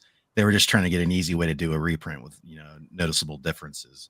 But now it's a whole money making game. Right. And so there's that. Have you given it much thought yet, Tyler? Have you, because pretty much since you've been collecting, they're all pretty obvious. But back in the day, they used to be subtle, where if you weren't paying attention, you could get fooled all the time. You know what I'm saying, Ty? I don't know if I've quite noticed that yet with the older stuff. Yeah. But I know about like reprints where, like just the Carnage, the first print, the background is white, second print, background silver, and like same with New Mutants 100. There's 3 variants. That's exactly what I'm talking about. Yeah. Well, you said subtle. That's pretty noticeable. Well, okay, maybe I should use obvious versus not obvious, meaning they changed the cover. You know what I mean? Essentially. I haven't noticed non-obvious ones. Okay. Or have any pointed out to me. You'd have to show me something. But subtle changes like this, modern books, I like it. I prefer the, thin white, black title versus all white. Yeah, totally. In this scenario. That's cool. But the only types of changes on covers with just different colors, but it's the same thing, I don't like are color splashes, where like 90% of the books, black and white or something, and then like one portion of it or one character or somebody's sword is red. I don't like things like that. Yeah. Oh, I like those. Those are cool. I think what's the big Marvel crossover that just finished? The vampire one. DC Vampires? Or no? No, that's Marvel. DC. You said Marvel. Yeah. But anyway, the second printings on those, I thought it was kind of neat. And if they're consistent, then I'm a fan. But the second covers were kind of like Tyler was saying, that color splash where the whole thing was just washed with red. So those are kind of cool. Yeah. Okay. Ironically, I did just buy a color splash, but it specifically worked because it's a Venom Carnage variant, and it's black and white, but Carnage is red. But Venom's already black and white, so it works. But it's more of a gray cover. Yeah. You know what I mean? Yes. Yeah. So, but yeah, it so specifically. it's technically a color splash, but it doesn't feel like one to you because so much of it seems the way it should be anyway. It's already naturally what it is. Yeah. Yeah. Okay. All right, Mike. On to number 2. Number 2. Spent so much time talking about number 3. All right, number 2. I'm kicking myself for not having that other cover, the original one. Amazing Spider-Man 262 from Ben Harvey. Reprint, not a facsimile. Yeah, this didn't make the cut for me, but it was definitely in my options. It's very cool. Yeah, I didn't vote for this one either. Yeah, I don't think I did. I don't like how Spider-Man in the lens looked more realistic than the kind of sketchy version of the guy taking the photo. What? You did vote for this one. Well, my opinion changed in 7 days. With the Patrick Cox, or because I had the image to do was it. small, I didn't see how realistic he looked in the lens. Pat, are we right or wrong on this one, Pat? Yeah, I didn't vote for this one. It's not at the bottom of my list, but I didn't like the expression on Peter's face. Yeah, that's No spider sense. Come on. Yeah. Spider-Man being surprised is the equivalent of Batman smiling for me. I agree. Fine, bring science into it, Pat. Nice. Okay. Well, dang it, I can't. There's no way to shoot holes in that one, Pat. You're right. Plus, it's maybe Eddie Brock taking the picture, but I don't think so. Oh yeah. That would make sense then, but yeah, I don't think so either. All right. Well, that's why I didn't get first place then. That's why it settled for second. You're right. All right. Hold on. Let me get you. You ready? Yes. Number 1. Faster than a speeding bullet. Batman and Superman World's Finest 33. Adrian. Oh my Gutierrez. God. When they took this photo, was Superman like 300 miles behind Batman, like prepping for it? Was he already full speed and just caught him perfectly? No, he can go slow. He Okay, can regulate. he can go No, slow. but he looks quick with those lines. Are you sure? Your claim? Okay, I guess you're right. I was on Tyler's side though, but I guess that's a good point because yeah, he carries Lois slow. Yeah. Yeah, but look at his cape. It's like almost flying off his back. Oh, I'm back on Tyler's side. Look at that. He just got there. And they Right. they captured the moment. Can we Yeah, get that's the what he's saying. Yeah. 5 seconds before the cover on this one? Yeah, it's just Man wouldn't Batman. be there. This is my second least favorite cover of the week. There's Oh my only goodness. there's only two covers that didn't make the cut for me as far as even being options this week. And it was that crazy, obsessive, obnoxious title with Christopher in it, and then this one. I didn't like this. Huh? I was gonna say, what's wrong with this cover, Kevin? Okay, so what am I looking at, Pat? Okay. I didn't even think about the thing that we were just talking about with the speed and Batman and them matching perfectly, which that makes sense and makes me not like it even more. But what am I looking at here? Am I looking at a reflection? So are they upside down and the city, they're above the city flying upside down? I'm looking at the reflection. What is this? What is this mess? Okay. Describe what's happening in the background on this. If Superman's upside down in his portion, he should be upside down to us to be right side up on his. It's not. You guys are looking at it as if it was a moment captured like a photo. Okay, so if we're not looking at it like that, what is it, Mike? It's artistic. It's balance, and there's a certain word I'm looking for, but I can't. There's a circle just in the background. It's not even the moon. It's just a circle. It could be the moon in both cases. Yeah. Right. Okay. That's what I'm saying. It's a moon above cities that they don't even match each other. So we aren't looking at reflections. We're looking at one city this way and one city this way with a moon in the what? It doesn't make any sense to me at all. It's definitely two separate instances of them. It's just using a Batman's outline as the separator. I'd buy that if the line matched Batman's cowl, but Batman's cowl is above the line. So they're obviously in the same moment. You're looking at it too literal. Right. Which is what I do with covers. I'm a literal cover looker. Well, don't, and you'll end up liking this one. Right. Look, I can appreciate it's good art, but I'm just saying why it wasn't even an option for me. It's too it's too. I just couldn't make sense of it, so it makes me not enjoy it. I appreciate the art's fine. I mean, obviously it's beautiful, but I just can't enjoy this cover because I've got so many questions and I want answers to them. Who did the art in this again? Adrian Gutierrez. Do you have his email? Yes. Okay. I had no problem understanding what it was. Okay, well, explain it to me, Tyler. Uncle Mikey wants to tell me that I'm talking out both sides of my mouth again. I didn't really like it that much. Okay, so you made sense of it, but you don't like the art that much? Is that what you're saying? Right. We're all over the place, Pat. Tell us how wrong we are. Well, I voted for it, but I would say that, just like 6 months ago, I thought Dave Johnson did a better job of doing this sort of exact same thing. And I'm thinking to myself, we don't need to see this happening over and over again. Can you pull that up? It was good enough to get my vote for the next three. Okay. All right. I mean, it's fine. Obviously, different strokes for different folks, and this just didn't do it for me. Can't believe it won, honestly. Yeah, I'm shocked by that. I don't think anybody. Let me look. I think there were 2 people that didn't vote for it. Me and Ty. Yeah. Hopefully it's me because that's 2 covers I voted for that I said sucked. Oh wait, yeah, you did vote for this. No, I'm kidding. You didn't. That would be funny. I need to look at these deeper. Yeah.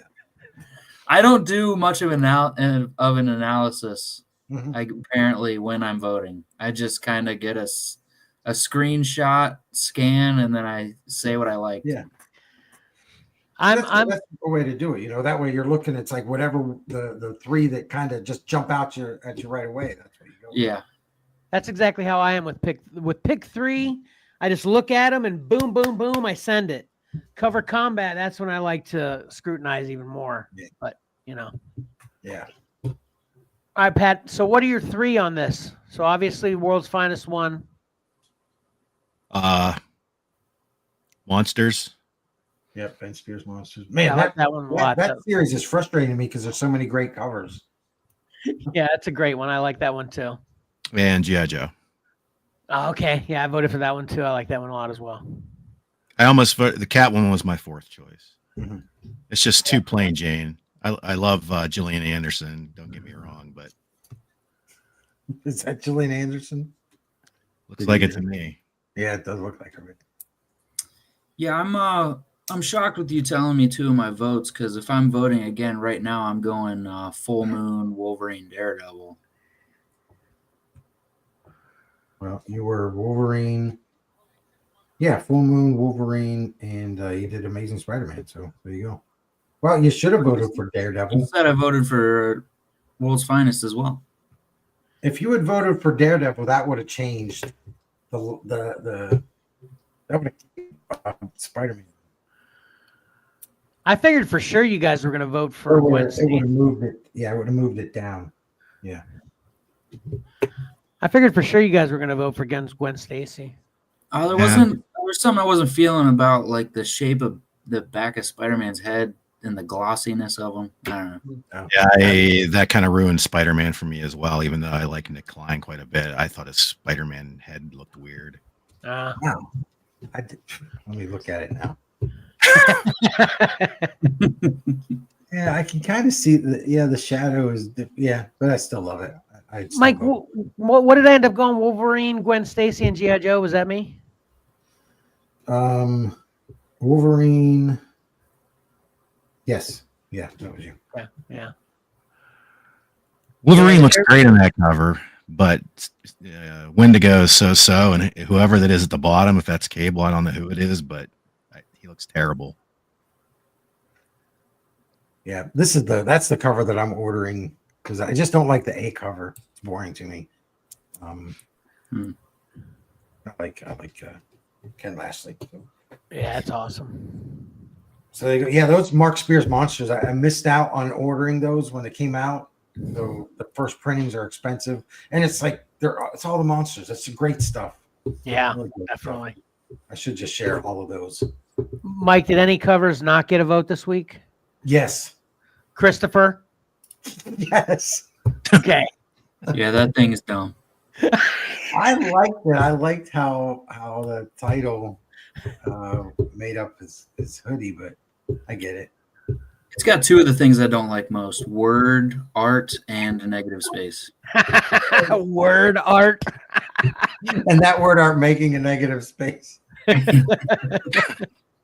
right, that's valid. All right, last question before we move on to the next segment. Mike, did you get 3 votes from New York Mike? Yes.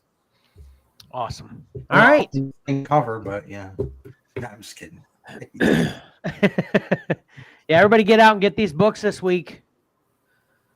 Let's keep supporting them to keep the books coming. The only one I got pulled there is Wolverine.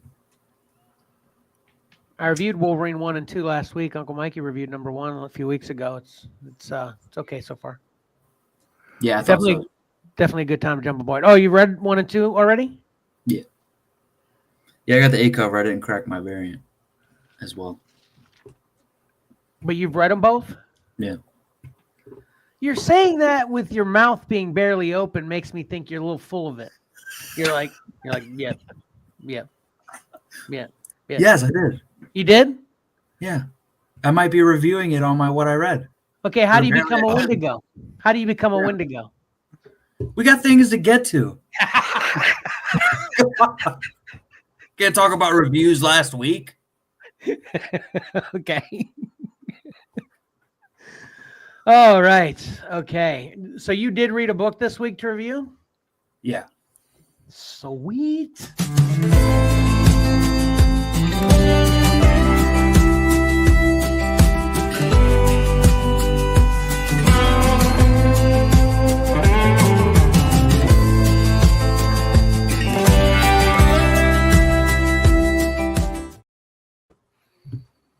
All right, Tyler. Looks like you're first. Oh, I'm first. That's usually whoever's in the top left corner goes first. It's completely coincidence that that's where you are today. Okay. All right. Wolverine 1 and 2. We got the video game special this week. What? He asked you if you're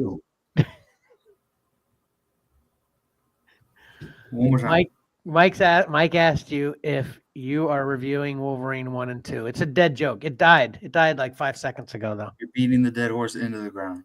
It was good until. It was hilarious for the split All right, second. so since we have our new segment this week, I thought it'd be a good time to pick this up. Okay. And read it since I just bought it. Okay. Nice. I read number 1. Real short book, super simple, a lot of setup. Crypto, the guy in the middle, and Mirage on the left. They just got embarrassed in the most previous game of the Apex Legends tournament. They finished last place. They're kind of sad. Mirage is trying to get him to go drink. And then they go to a club. And then Revenant, the leg you see, that character, he's a robot assassin kind of guy with a bad history. He comes out of nowhere and tries to sabotage their party and kill another member that they're hanging out with. And then Crypto and Mirage get mad at him. Revenant's just saying it's all business. That's pretty much it. Like I said, real simple, short book. A lot of setup. Got to read the other 3. So, I'm going to say get it, because I'm a huge fan of Apex, obviously. So it was enjoyable for me to see story of them. But if you're just a general reader, I'm not going to say get it. I'd say, as a solo book, and if you're not a fan, I'd say forget it. You don't need this. But, I think this book's heavily dependent on what happens in the next 3, honestly. Okay. Awesome. Was there anything as an Apex lover that you didn't like about this book? I mean, was there anything that bugged you that they changed or did differently than? No, it's pretty spot on. Oh, good. It seems like literally the video game, but it's just their life outside the games. So awesome. Okay. Which Thanks. In itself is cool to see more than me just shooting people on the screen. So it's nice. And they have comic book strips like in the game. There's little lore things you can look at, so that's cool too. Awesome. Okay. Mike, what do you got? All right. I have Creep Show. This came out in February of this year. Just now got around to reading it. This is the Wolverton Station special. It's just a one-shot. Joe Hill and Jason Ciaramella, that's their longtime collaborators on the comic books that they write. And the artwork is by Michael Walsh, which is fantastic. If anybody's reading Universal Monsters Frankenstein, he's writing and doing the work on that. And also he did the Silver Coin, which was an anthology type of series from Image, came out a couple years ago.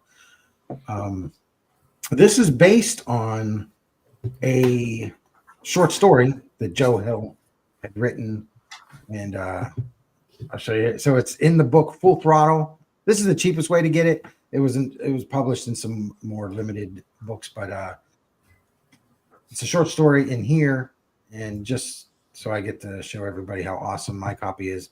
It's signed by Joe. Big fan. Very nice. Nice. So we'll get back to the comic, and then we'll talk a little bit about the book as well. Once again, the artwork is fantastic. Michael Walsh, I really like his work. Really great horror stuff. This one starts with, there's this guy Saunders, and he's a movie prop collector. And he receives a call from a guy in London telling him about a really sought after movie prop that's come up for sale. And what it is Talbot's wolf head cane handle from the original Wolfman movie. And that's it right there. It really exists, and it's in a private collection. And this is a little thing from, I think, 2003. At this time, it was still in a private collection. I'm not sure if it's still there or not, but it's a pretty, it's a pretty popular prop within the horror movie community. That's cool. So this comes up for sale in the book. So he hops on a plane. He heads on over to England to get it. Now he's on the train and he encounters, he's in first class, and he encounters a Wolfman there, and he's very proper. He's not very threatening, because he's in first class, and that's just the way you do things in first class. But in the regular class, you've got the thuggish Wolfmen that they've already killed a few people back there. It's kind of a mess. So he hurries up and goes back to first class, and he basically just has a conversation with this other Wolfman in first class, and he decides to hop off at the next station. He's kind of going to run from these other ones, the bad ones, and they all get off also. And it doesn't end well for him. But you kind of find out that it was all a bit of a setup. The guy that made the first call, letting him know about that item that's available, now knowing he's dead, he knows of his extensive collection. So that's all going to become available. So basically, we're just led to believe that he's going to go ahead and gobble up his collection. It's like one way to get somebody's collection is to make sure they're not around anymore. That's the Wolfman from the first class section. I love the designs, the way it in the suits and the hat and all this stuff.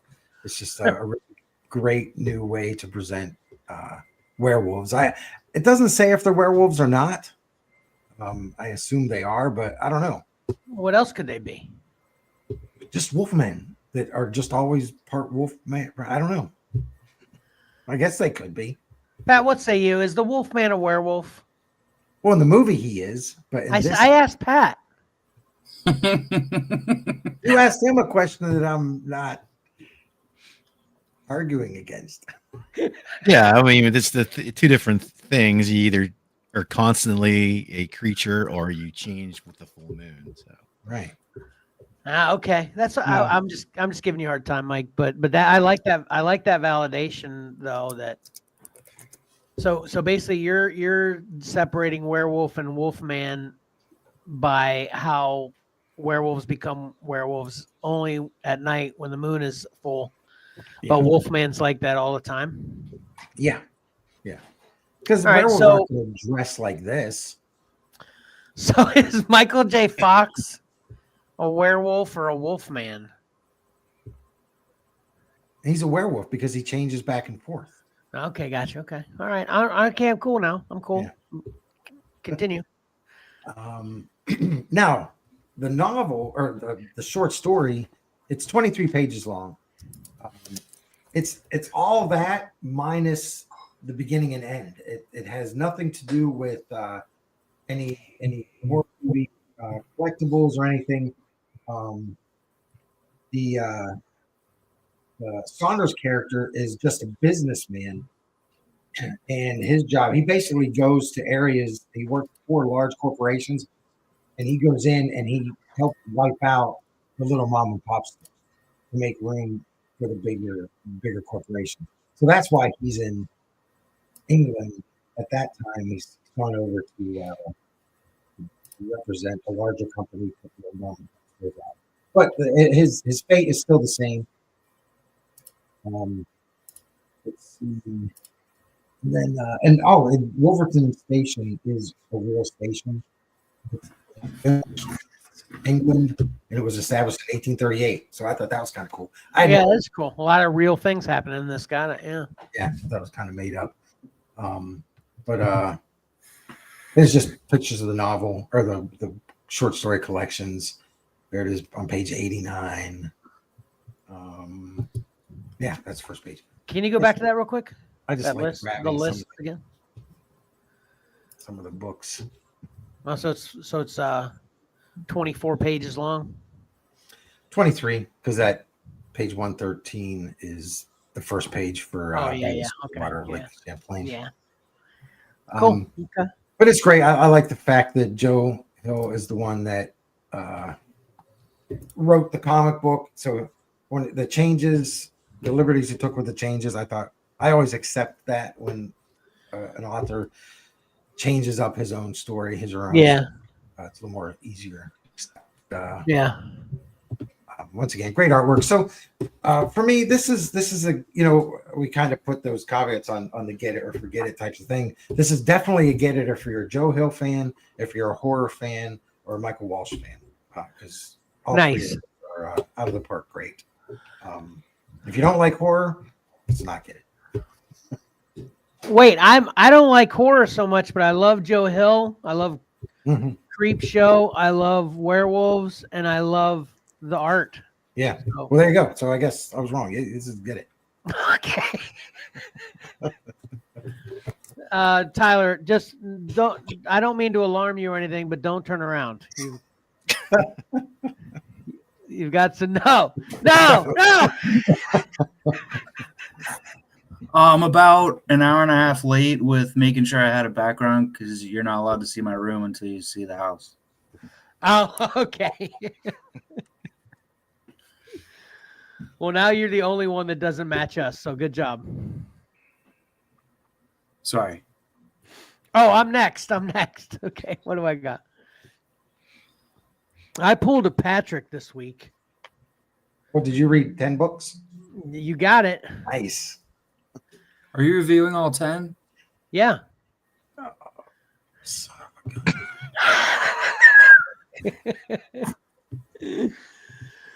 gun. So I've talked recently, and just to remind everybody again that I'm sticking with titles in succession through every month. So I need a few of those to kind of fill it all up everywhere. So I jumped right back into Spawn at 358. Wow. And currently on Spawn, the writer is Rory McConville, and the art's by Brett Booth and Adelso Corona. Is on inks. And this is a excuse me. This is a pretty simple book in itself, but it seems like there's a lot of complex stuff going on right now in Spawn. I mean, obviously pretty typical with most long run titles. This one follows primarily a character named Lyra, which I'm not familiar with.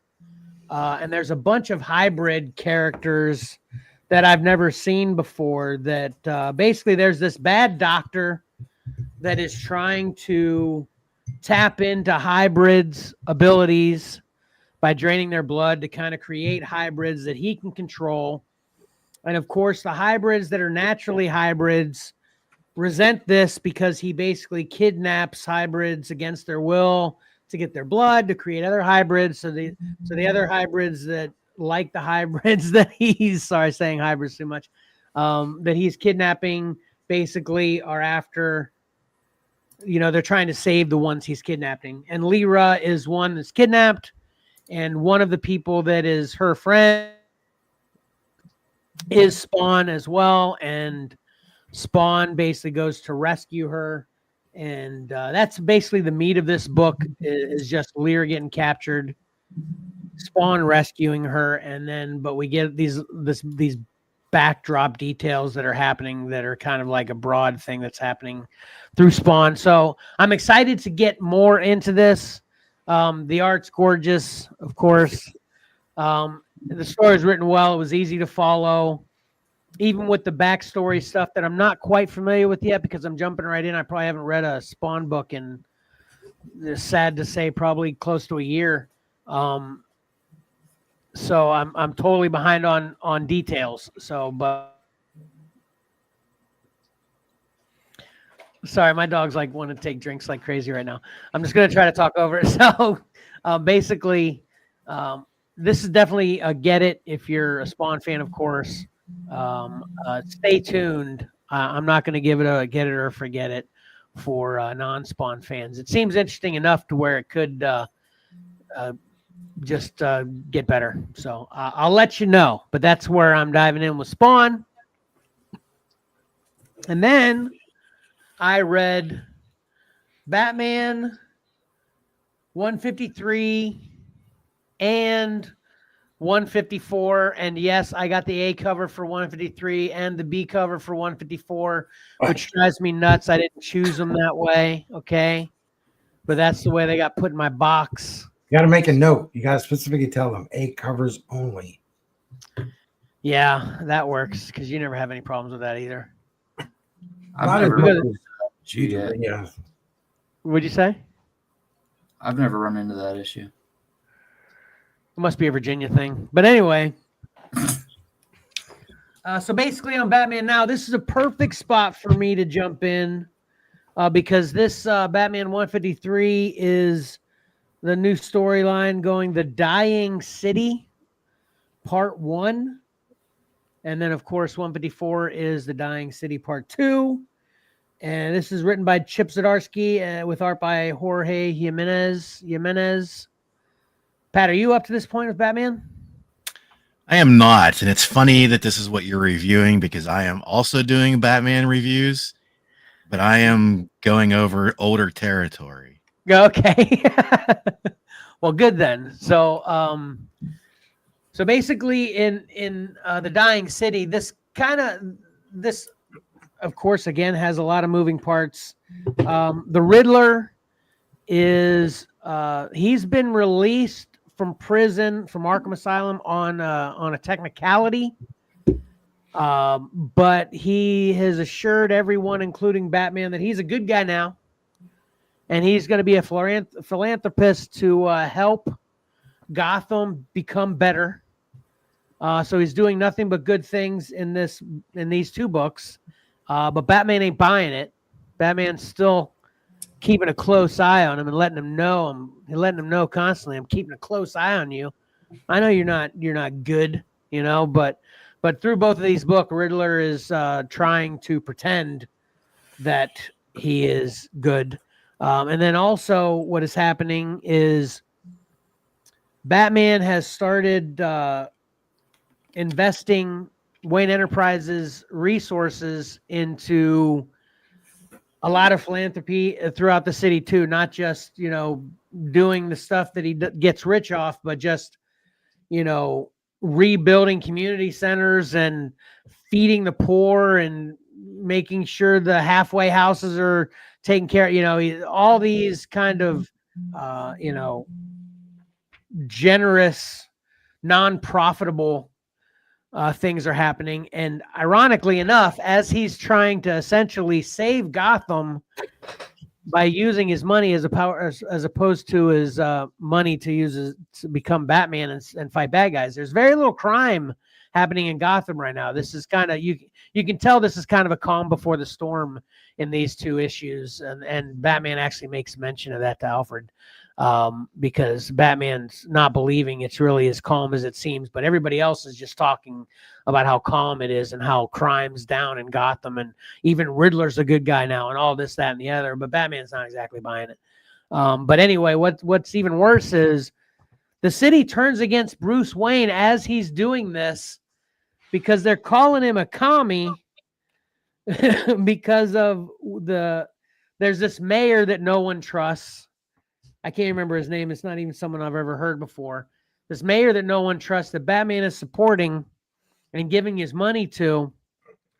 It's kind of like they're trying to play modern times kind of things to where, the rich guy's giving his money here.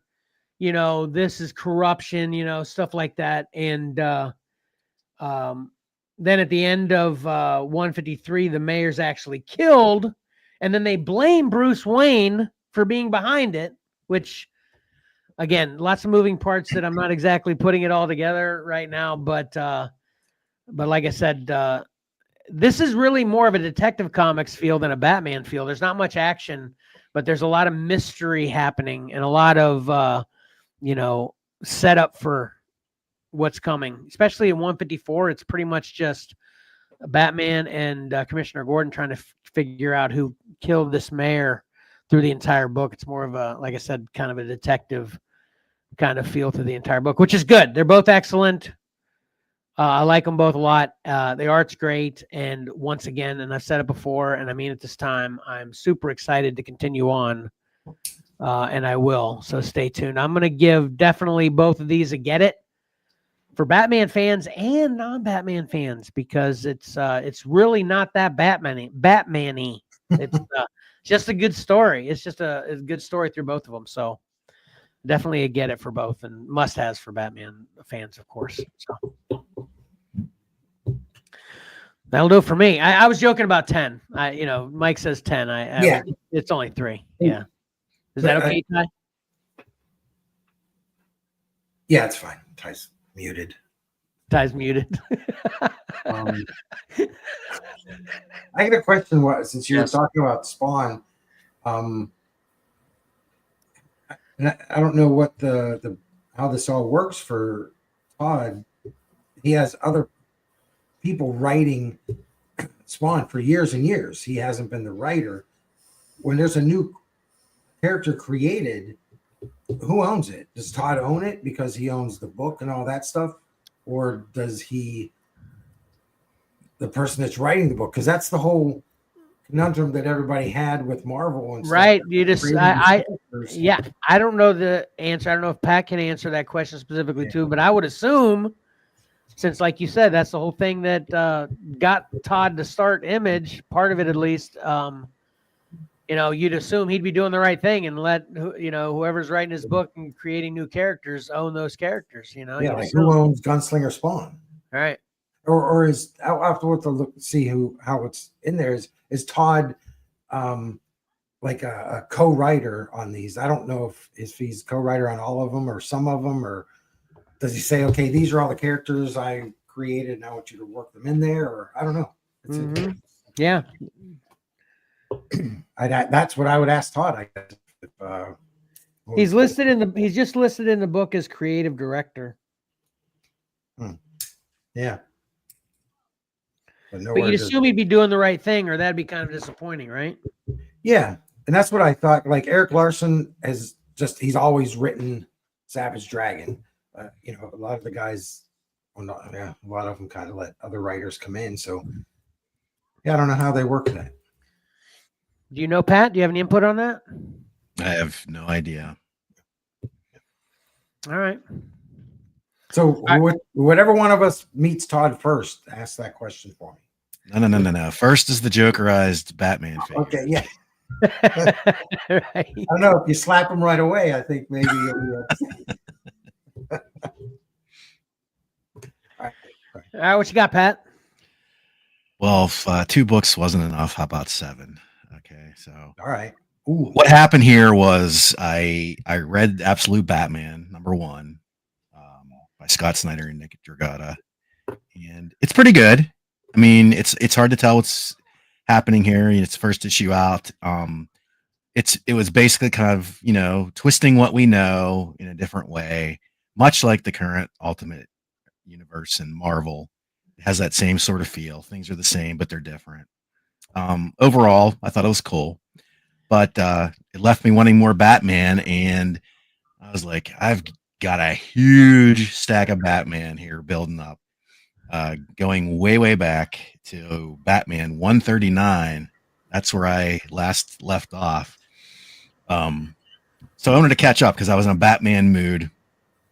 So, and this is going to cover some territory Kevin already talked about on previous reviews. And let me tell you, Kevin, it's no wonder you were confused when you read these issues. So I'm just going to tell you that right now. And there's good and bad in that. So the current Batman book is written by Chip Zdarsky, as Kevin pointed out. Issue 39 through 41, the artist is Jorge Jimenez. 142 through 144 is Giuseppe Camuncoli and Andrea Sorrentino. Remember that controversy we talked about a few months back? Yep. So here's the thing. You're doing yourself a disservice if you're not reading every issue of this book because it's in typical Chip Zdarsky fashion. Everything is building upon everything else that's come before. So much, in fact, that I found out that back in 2022, he did a miniseries called Batman the Knight. And it's sort of, I feel like, pretty crucial to what happens in this book. And these issues I was reading. And it introduced a few characters that popped up and caused a lot of confusion. So basically, you know, one of us 130. review that. You did the Joker year one. Oh, the Batman the Knight. Yeah. I don't know. I don't remember if somebody Mike, you didn't do that? No. No. Oh, okay. What was the Batman you reviewed recently? The Black Series. Oh yeah, I did the #1 of the Batman. Oh, okay. Okay. All right. Anyway, sorry, Pat. Go ahead. Yeah, so 139, 141 is the Mind Bomb storyline, and basically Zur-En-Ar's personality is taken over Batman as a means to end. He did this on purpose so he could defeat Failsafe. If you remember Failsafe, he was that robot that was created, and Batman had a hard time with him. So so basically, Batman, Bruce Wayne, has alienated the Bat family, and the Joker sets his latest plans in motion. But it turns out he may be at the crux of Batman's personality issues. Eventually, Batman, he defeats Zur-En-Ar, but this puts in place Zur-En-Ar's backup plan, which is to put his personality into the failsafe robot. Okay, so ultimately, you know, so that failsafe was already super tough to defeat as is, but now he's got this Zur-En-Ar personality, which is basically Batman without Bruce Wayne's compassion on top of it. So, well, how's that work being on top of it? Because didn't you say the whole thing that's special about Failsafe was Batman made Failsafe so Failsafe would know how to beat Batman, right? He would take over if Batman could no longer do his job right or died. It was basically if Batman died, Failsafe would take over. Oh, okay. Or if Batman was no longer living up to his potential and doing the job the right way. And that leads way back into Batman was framed for murdering somebody, but he was framed for murdering Penguin. Oh, okay. So so basically you know, this is an even tougher fight for Batman now. Right. Failsafe with Zur-En-Ar inside of Failsafe. Right. So Failsafe beats Batman unconscious, and he wakes up in a prison cell, and apparently he's been there for quite a while because he's grown a beard, and he's sitting in the cell next to none other than the Joker.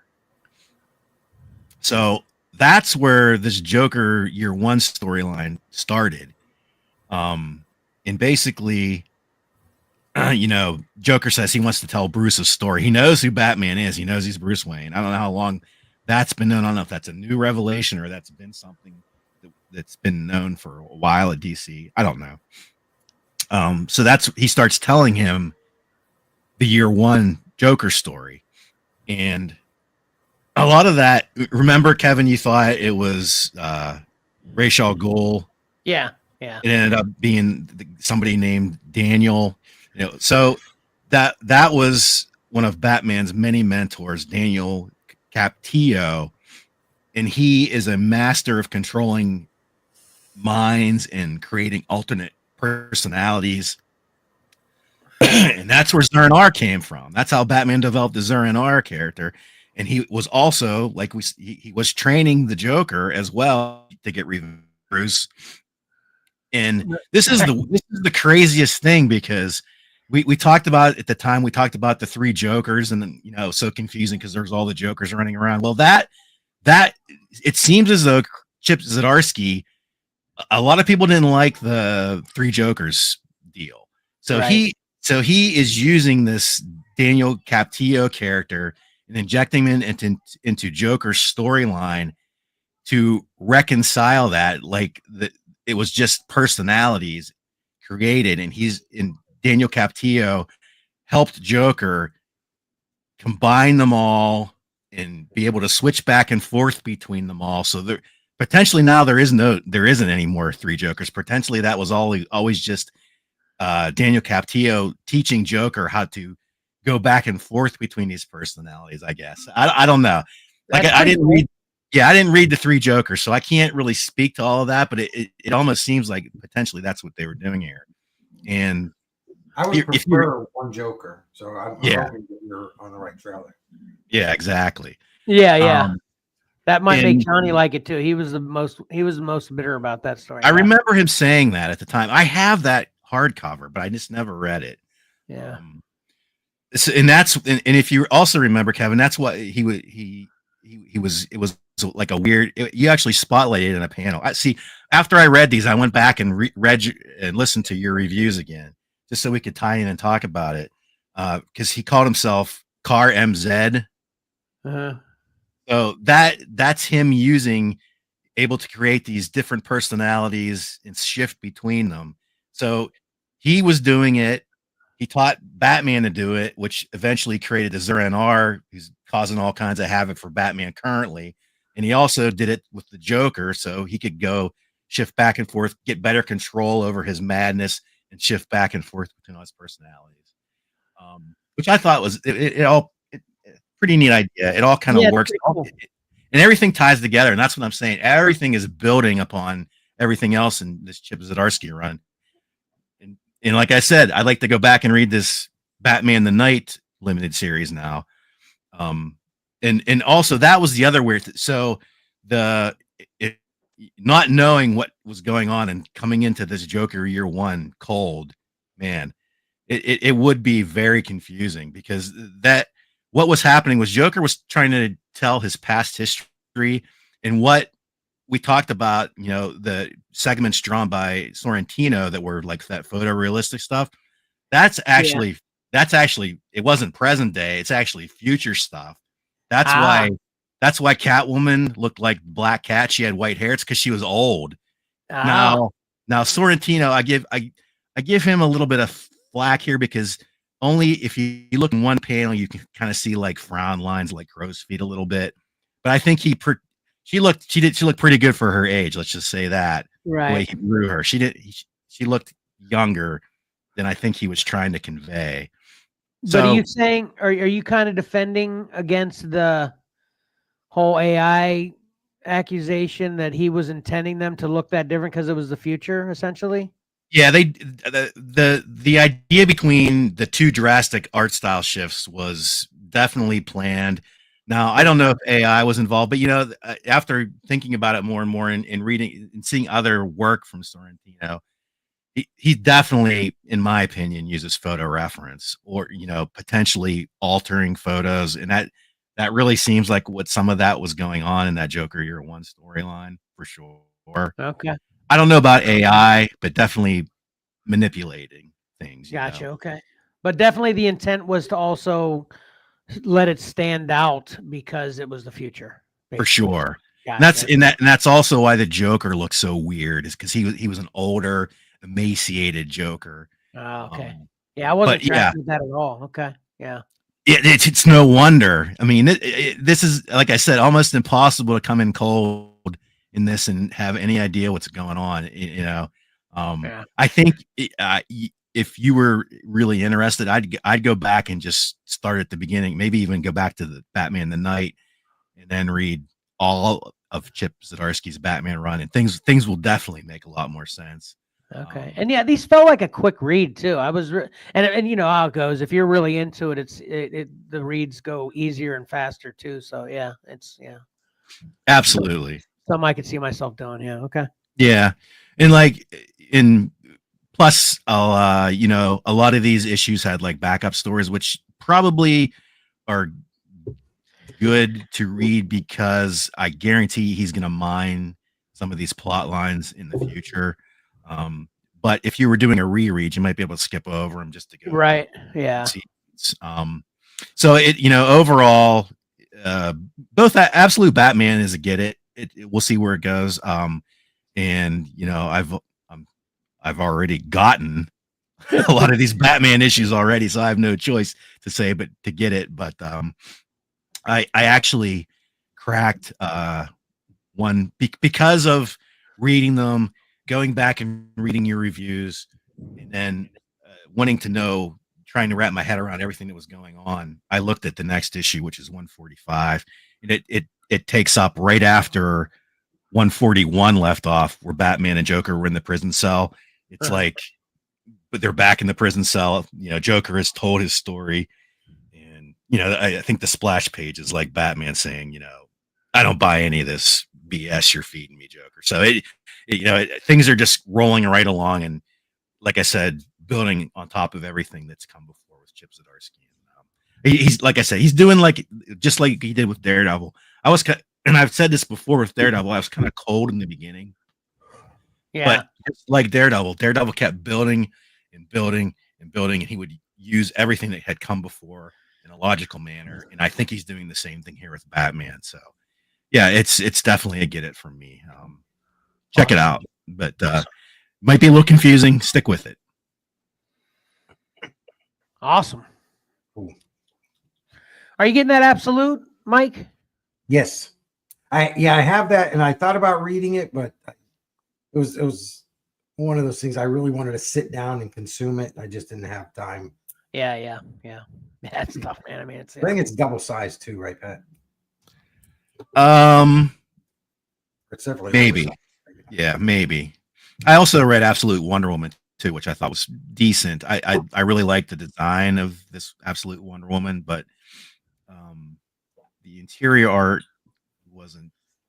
hasn't sold me 100%. And I'm still kind of questioning that. I don't have the Absolute Superman yet. Yeah, I have to pick that up if I can make it to the store. Ty, since you haven't been around, just curious, what do you think of that Absolute Batman? You want to put that up again, Pat? You're muted. I don't like I still don't like the bat logo symbol and the axe thing. The axe. Ty, what do you think of it? The X thing is weird. I don't mind the symbol, but with all the hype around it, I went to a new comic book store the other day when I was, away from my local area. Real dump of a place, but they had a foil Absolute Batman Noir edition. I thought it was pretty cool, and I also picked up the foil Absolute Superman just because it was foil. It's hard for me to resist foils of characters I like. Yeah, mine gets you, man. I can't. It just grabbed me, and they had foil like a Green Lantern, but I don't care about Green Lantern, so I didn't grab that one. But yeah, most foils I swoop by. I have a hard time not getting them. But especially with all the hype around this, I felt the need to pick it up. If you feel any buyer's regret later because the foil got you, but you ultimately decide you don't want them, I definitely want them. I'll give you a couple bucks for them. We can trade something maybe. Okay. They're really cool though. The Noirs, obviously, it's all black and white, and there's no color on the inside either. So it's not just the cover. All right, cool. All right, thanks, Pat. That was awesome. And Ty, I'm gonna just give you props right now. I think that was probably the most organized review you've ever given for a comic. Most concise. It was really good. Makes me even more excited for the next thing. Right, Mike? Yeah. I know. Looking forward to this. I'm usually too all over the place because I can't remember the book I just read. You're right, yeah. Well, we've kind of always put you on the spot in your other reviews. It's like, hey, Ty, did you read a book? And you're like, what? Oh, yeah. That's true. But here we go. A premiere of a brand new, I think it's probably been 2 seasons since we had a completely brand new segment intro. And of course, this is the first time the segment that we've been talking about for years, literally, to finally make happen. And thankfully, Tyler has finally come through and been willing to do it. Are you ready, Tyler? Yes. All right.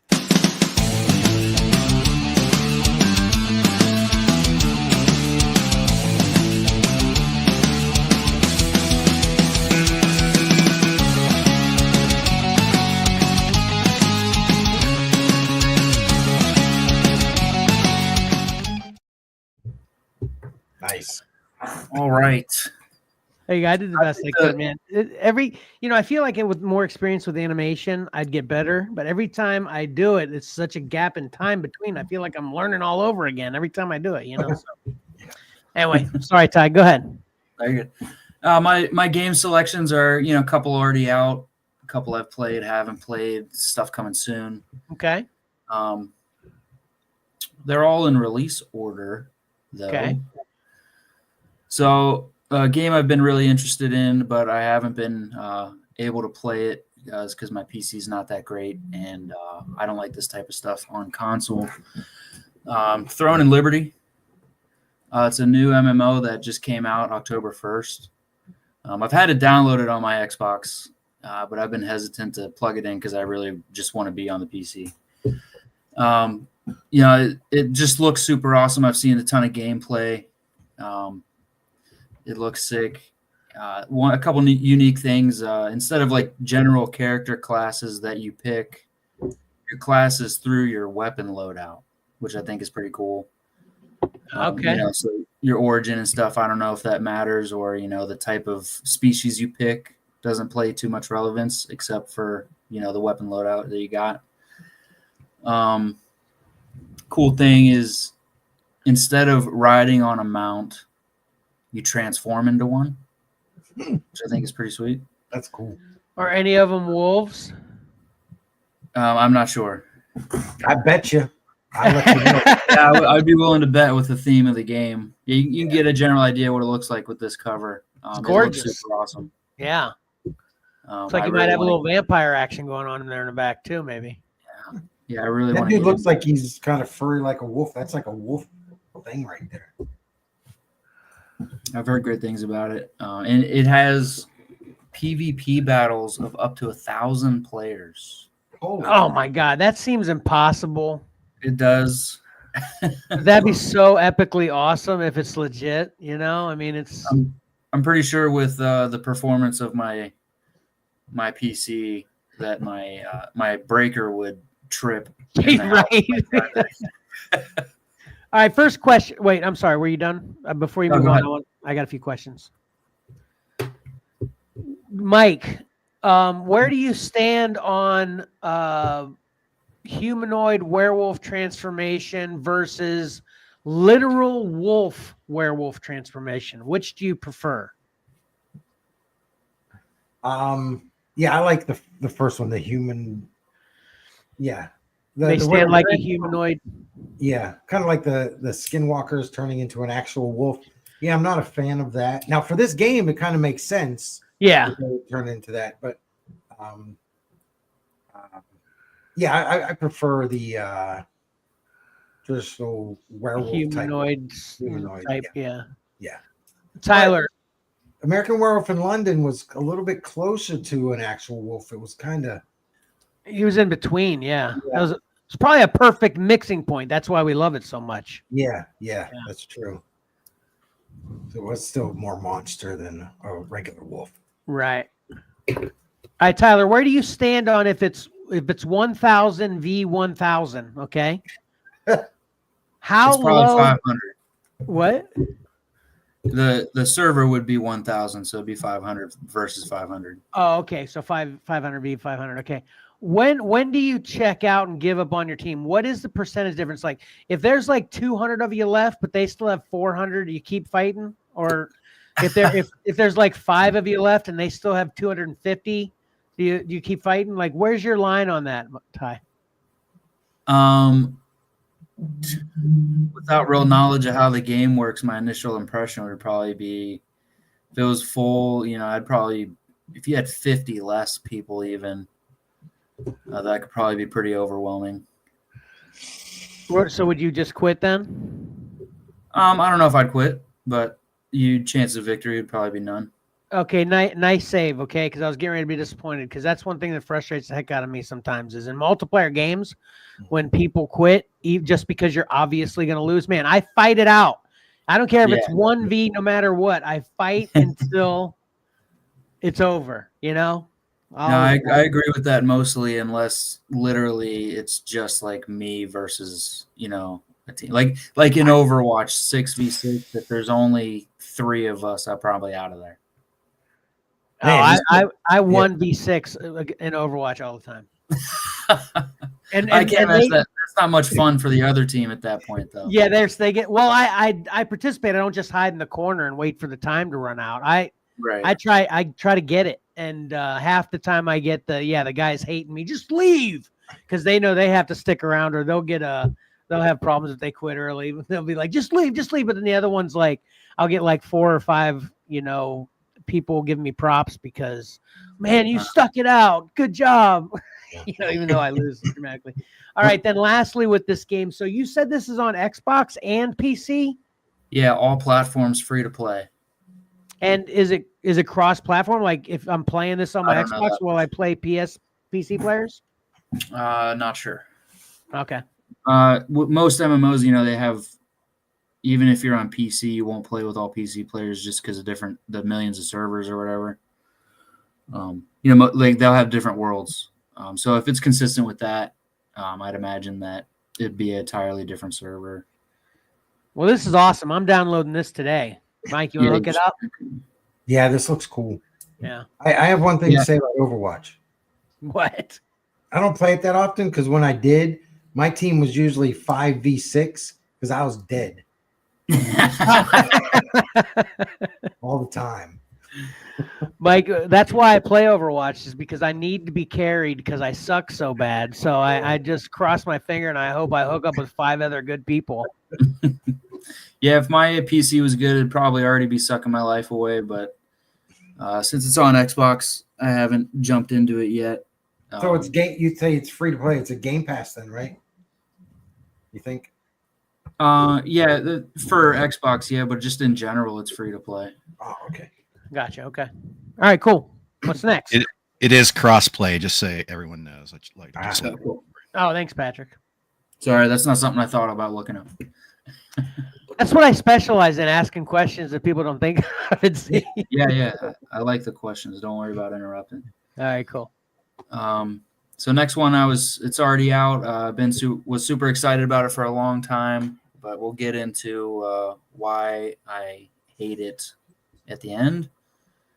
It's called Off the Grid. Okay. It's a third-person battle royale, just like Fortnite, Apex. Yeah, it looks awesome. This was being teased for a long time. I had been telling Max and Darian about it, that this is going to be our next battle royale that takes over Apex. But it's still kind of in a weird pre-release phase. I played the beta early release. I don't know about the official release date, but according to online, the mode I played in, it's still out. Came out October 8th. The cool thing about it is it's kind of like Helldivers in the storytelling sense, where they're recruiting people. So, I don't know, what was that Gerard Butler movie where he went into the video game? Was it Gerard Butler? Yeah. You know what I'm talking about?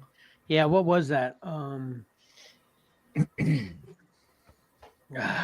Anyways, you know what I'm talking about. So yes, the story kind of like that, where they're recruiting, all the normal people to come play their game. But it becomes their life. It's almost like joining the military, but not really. They're just forever stuck in playing this game. And they give you all these body upgrades. They cut off your arms and legs, turn you into a cyborg. So that's kind of just the overarching, lore of it. But in the Battle Royale, it's obviously PvP, but they have PvE. Gamer. Yeah. Yeah. Anyway, they have sorry. PvE elements, missions within the fight. That's pretty cool. So I did play it, but it didn't last very long because I have one handicap, and no matter how cool a game is, I know it. More. What is that? You cannot change. You're not good at video games. Sorry. You cannot change your control settings. Exactly. So just to yell at the devs, this has happened to me too many times to count, where I can't get into a game because I literally can't functionally play it. So just for any viewers that don't know about this sort of thing. So this is a control scheme that we all know and love, Okay. right? Yeah. You move around with the left stick. You look around with the right stick. Very simple. Makes sense. Obviously, easy default. Everybody knows it. Everybody loves it except for me. I'm weird, and I use this. I move forward and back and look left and right with one stick, and I strafe and look up and down with the other. It's all cockeyed, right? Yeah. Yeah. So these games need to make sure they get these controls into their dang game. Okay. I was so excited about Off the Grid for over a year, and I can't even play it. That sucks. Oh, So man. it's super buzzkill. So hopefully we blow up, and then the developers of this game hear me out and add it. Okay. So what I'm hearing you say, can you put the thing back? What I'm hearing you say, if I'm understanding you correctly, is this is actually a good game, but you just can't play it, so you don't like it because of that. But it is a good game though. Yeah, I mean, yeah, all things that I've seen, it seems great. It was obviously cool while I was playing it. Just the performance wasn't there, so it was hard to enjoy. So what are you going to do when Max and Darian and maybe good old Dad get into this game and try to get you to play? Get my computer so I can play it on PC. That's usually my backfall. Oh, gotcha. Okay. Shooter games that I can't play on console or controller, I'll get it on my PC. What are the Xbox controllers that are like the super high-end deluxe? What are those called? The Elite Series. Yeah, the Elite Series. Don't the Elite Series work in such a way that even if the game itself doesn't let you change the controls, you can change the settings on the controller? You can completely button map. Yeah. But that's pretty much what it is. I did a little bit of research a while ago, so I don't know if on new versions they've updated it. But I did look into that because this is such a problem for me that if I would, put the 250 into one of those controllers, that if I could play every game with my stick controls, but it's just a full button map. It's not had nothing to do with the sticks. Gotcha. Okay. So maybe the new ones are like that. I should look into it again. Well, your brother had one, didn't he? Or maybe the one he had. It wasn't like that. You're saying the newest ones. Gotcha. Okay. Gotcha. Okay. And I looked into other button mapping that you can do with basic controllers, but it's not a specific game button map. It just permanently turns your X into the right bumper. Gotcha. So any game you play, it's going to be that way. So that would suck. Yeah. Okay. You know what I mean? Got it. Yeah.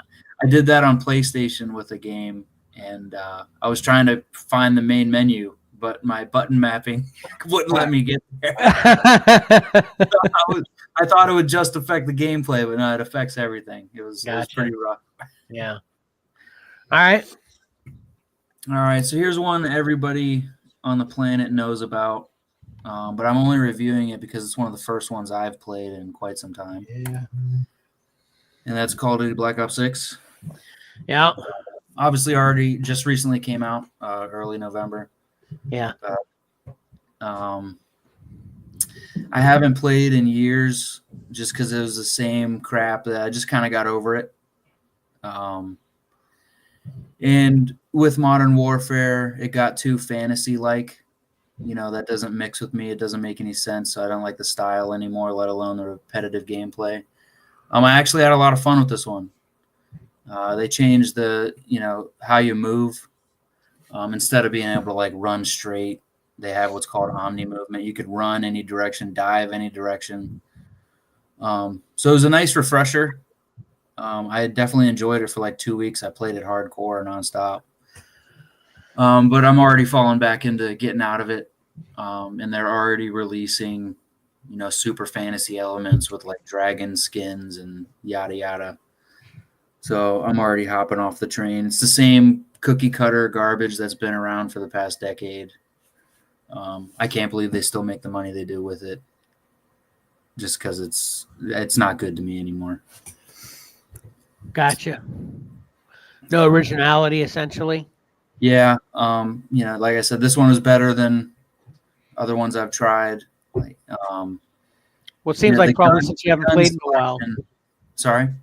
I was just saying, it seems like possibly, just speculating, since you haven't played it in a while too, just that kind of gave you a refresher in itself, right? Aside from this game being that different. Yeah, okay. Yeah, the biggest reason I only checked it out again, I didn't even buy the last two, was because this is free on Game Pass exclusively. You have to pay $70 for it on PC and PlayStation. Yeah. So I was like, obviously, I'll check it out. It's free. It's still Call of Duty. It has its value. It's fun for a minute. Do you know if this is the first time Call of Duty's ever done that? Yes, it is. Been free on Game Pass? Okay. Yeah. I thought it was. I wasn't sure though, because I've never been a Call of Duty guy, obviously, but yeah, everybody was like wanting to play because it's free and everybody's got it. I'm like, I'm gonna Overwatch it. They keep saying that they're gonna release the older ones on Game Pass, but they're still. Every time I check the shop, they're still like $30, and I don't want to buy that. I'll wait till they're free. Yeah. So yeah, it has some redeeming qualities. And it's a nice refresher if you haven't played in a while. The gun selection was subpar to me. There's not many, and not a lot of them look cool in my opinion. So it wasn't enough to keep me attached. I mean, obviously with them jumping, like I said, with the fantasy elements, it's definitely I'm off track on that. Got it. And another big thing is, Call of Duty. I'm pretty sure I heard about them adding competitive modes in the previous game, but I don't care about it anymore. So another thing that's got me off it is no ranked mode. I enjoy that. Yeah, it really changes everything to see. Even if you do poorly and you rank down, it really means something to see your progress or Yeah, I like regression. some semblance of meaningful, even though it's a video game. Yeah. Mm-hmm. Yeah. It makes it more fun, in my opinion. Yeah. All right. So the next one you'll be excited for, Dad. This is something we used to love and play all the time. And that is a new Dynasty Warriors Origins. Oh, nice. Yeah. Okay. So it's going to be all platforms, $70. It's the same type of stuff that that it used to be, but obviously updated, new characters.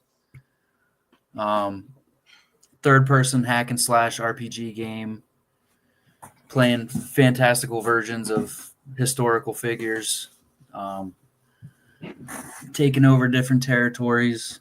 But in this one, I think without selecting, different heroes for your battles, you play one nameless hero. The impression I've got from reading about it. It looks just as awesome as it ever did. And, it's probably been a decade since we played it. So it's something I'm excited to hop back into and check out. Yeah, did you play this with us, Mike? Mm-mm. Have you ever checked these out? No, I have not. They're really cool because you have an army behind you too. So it's like, you're playing a character, but you also have an army with you that you can kind of direct in certain ways to fight with you as you're kind of focusing where you want to focus. You still have other guys. So it's kind of like, but not really, but what you were talking about, Ty, with the 500v500. Yeah. Kind of like that, right? Yeah, you run around as a super powerful guy fighting minions, to take over an area, and like one slash kills 42 guys. Yeah, right. So it's just super ridiculousness, but it's it makes it fun. So yeah. All right. Cool. So I'm excited to get into that. Yeah. Next one we got is a sequel to Ghost of Tsushima. I believe it won Game of the Year, if I'm not mistaken. Just a role-playing game as action adventure as a samurai. You got your open world action. What's it say? Ghost of what? Ghost of Yuri? Is that what that is? Yote. Yote. Okay. It is kind of blurry. I apologize. That's okay. But I dabbled in Tsushima when I got my PlayStation. It's ridiculously awesome. Looks fantastic. Beautiful world. The combat system is wonderful. You know, you really fight like samurais. You know, blocking and slicing. You got arrows. So this is only on PlayStation? Yeah, it's an exclusive. All right, let me scratch that out. Gonna be $70 and single player, obviously. But Tsushima was awesome. I loved it. I'll probably wait a couple years personally until this is eventually either free to play or on the PlayStation Plus pass that I have as well. You've got That's the only way. PlayStation Plus and Xbox Game Pass now, both? Yeah. Daggum. Okay. But yeah, looking forward to this for other people immediately. Gotcha. Okay.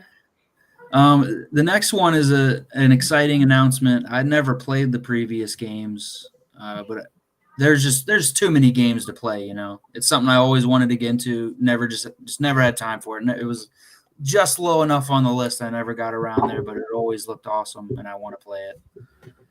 And that's Fable 4. Yeah. Comes out 2025. No exact date. That's the same with Ghost of Yote. Comes out next year sometime. Have No I heard price. you talk about these? Did you play these, Pat? Because these were on Nintendo, right? I don't think so. I think it was Xbox. Oh, they were original Xbox. Oh, they were? Okay. Yeah. It's going to be available on Xbox and PC, no PlayStation. So, Uncle Mike, you can write that down. Oh, yeah, I'm on it. Yeah, I played Fable 1 and 2, like the first few chapters of both, but didn't get very far on either. They're okay. I just, There was one time I was super bored with everything I was playing, and they have the first couple games. I think they have 3 on Game Pass as well for free. Xbox. Yeah. So I think I plugged it in for about 30 minutes, but I never dove into it. They were fine. It did, and you might experience this too, Ty. Maybe you too, Pat and Mike. But in general, whenever something has such an amazing following, which obviously Fable has its community, Yeah. you just wonder what really makes people stick to it. And again, like I said, I only played the first couple chapters of both 1 and 2. What makes people stick it out? Like, at what point does this really make some kind of impression that makes people stick with it and call this their favorite game of all time? Which I've heard people say. I haven't seen it yet. I haven't experienced it. Aside from different tastes, I've thought about this kind of thing before. I think it's what you might have been exposed to first. So maybe nothing special. It's just that's what you were exposed to first, so that's what you latched on to, basically. Just as a possibility of why that can happen. I'm sure it is great. I'm sure I'd love it, but I started playing Halo when I was a kid. If you guys were playing Fable, maybe Fable would be my favorite thing in the world. Right. That's true. Yeah, maybe. So a mixture of both, taste and exposure. Yeah, and I mean it is a good game, but yeah, that's good points though. That's good points. Yeah. Okay. Like if I tried Fable before I tried Fallout, who knows which way I'd go. Right. So yeah, not too much information on this one. It's just more of an announcement. Gotcha. Okay. Our next one, Pokemon. Okay. Trying to hit all the different consoles. Yeah, no, this awesome. Excites me. Been playing Pokemon my whole life. Not so much in the past 5-6 years. But the newer stuff doesn't interest me. But I played Pokemon Legends Arceus, and that was what you and me that have always talked about, the template kind of game you want for Pokemon. It has the world on rails that you run through. You get your Pokemon battles, go to each gym. You got the towns. Yeah. But we always wanted you run around open world, run into Pokemon. It's kind of like how, what's that Pokemon copy game that we played? Right. I can't remember, but it's like that. Gotcha. Okay. Power World. Power World. Yeah. Power World. Yeah. Arceus did it before Power World came out, but it was like that open world. They're running around, you go catch them, and instead of a cutscene for a battle, you're still just outside, nothing changes, and then you just start battling in the open. Yeah.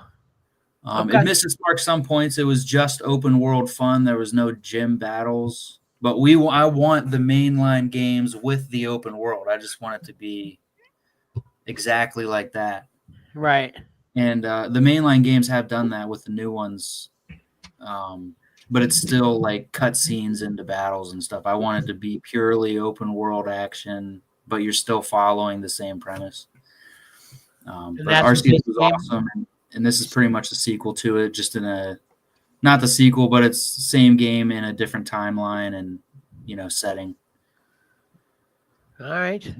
I'm definitely going to be picking this up probably the day it comes out. What platform did you say it's on? All of them? Just Switch. Just Switch? That sucks. Well, you have a Switch, don't you? Mine's broken. One of the handles doesn't work right. Nintendo's not releasing their stuff on Xbox. So Yeah. I ended up buying 2 extra, the like Xbox controller type. Or For the Switch? Yeah, for the Switch. Yeah. Well, my Switch's problem is not only that the thing doesn't work, but when it comes off, it doesn't disengage that it's not there on the console. So I can't even use the controller ones, which I have, because it still thinks it's got the controller on it. You know what I mean? Wow. Mm-hmm. Anyway, so, okay. Another cool thing about it is Mega Evolution is returning. I don't know if you guys know about that, but obviously you can infer it's just an extra step in a Pokemon evolving to be Right. bigger and better and cooler. A lot of the new evolution type stuff like Gigantamax, and I've seen in the new games, they got this big crown gem on the top of Pikachu's head, and they're like 80 feet tall. I don't really care for that personally, but the return of Mega Evolution was really awesome, and it's coming in this game, so I'm excited about that. Okay, cool. And last but not least, what I can't wait for, and is probably going to take over my life, and I've already committed a day off to play it for 24 hours, discuss this with Maddie, is Marvel Rivals. I'm there. Let me know the day. I'm there. December 6th. I wish it was October. I wouldn't be on the Say, show. hopefully it's not Christmas Day. Hold on. What? They've officially announced December 6th as a release date now? Yeah, it's been that way for a minute. Oh, I hadn't even noticed yet that, because the last time I looked, they didn't have a date yet. That's awesome. Yeah, it's right around the corner. Every time I get a TikTok of it across my feed, I get the chills because I just can't wait to play it. Mike, this is over. Oh, sorry, Ty. This is your segment. Go ahead. Yeah. A lot of people have been complaining because it's just like Overwatch copy. But that's all BS. People should shut up because, there's a million games that are similar. Come on. It's on. the same format. Okay. What? That's not BS. They shouldn't just shut up. Overwatch is obviously a special individual game. Okay. There's not a lot of Overwatch type game. What are you talking about? I mean, Gears of War had that type of format. No, it didn't. Yeah, it did. It didn't have 30 characters with 30 different separate kits and abilities for each character. I'm talking about the format. Like it was a battle, you respawn, you're fighting for one objective type stuff. No. I'm talking about the whole, obviously what's special about Overwatch Team is... Fortress 2. Okay, that's what I said. There's not a lot in that realm, and Team Fortress 2 died a long time ago, so it's the only relevant game. Around. What? Anyways, my point is that people are saying it's garbage and they're not going to play it because it's a similar format. Yeah, that's dumb. But dumb everything, you can't look somewhere you can't see two things the same. So Okay, fair. It's just fair. it's a different theme, sure. There's going to be a lot of similarities, but saying Iron Man is going to be Baptiste, those type of direct comparisons are annoying. There's only so many superpowers in the world. There's going to be someone similar. You know what I mean? Yeah. But anyways, I mostly just don't care about that sort of criticism. But obviously I've loved Overwatch forever, and now we have it with my second favorite IP, so I can't wait. And they're releasing a lot of heroes that come out. They already got my favorites, Venom, Moon Knight. So I'm already set. Don't gotta wait for an update. This is gonna be so ridiculous. I mean, I hope. I like I told you, we'll see.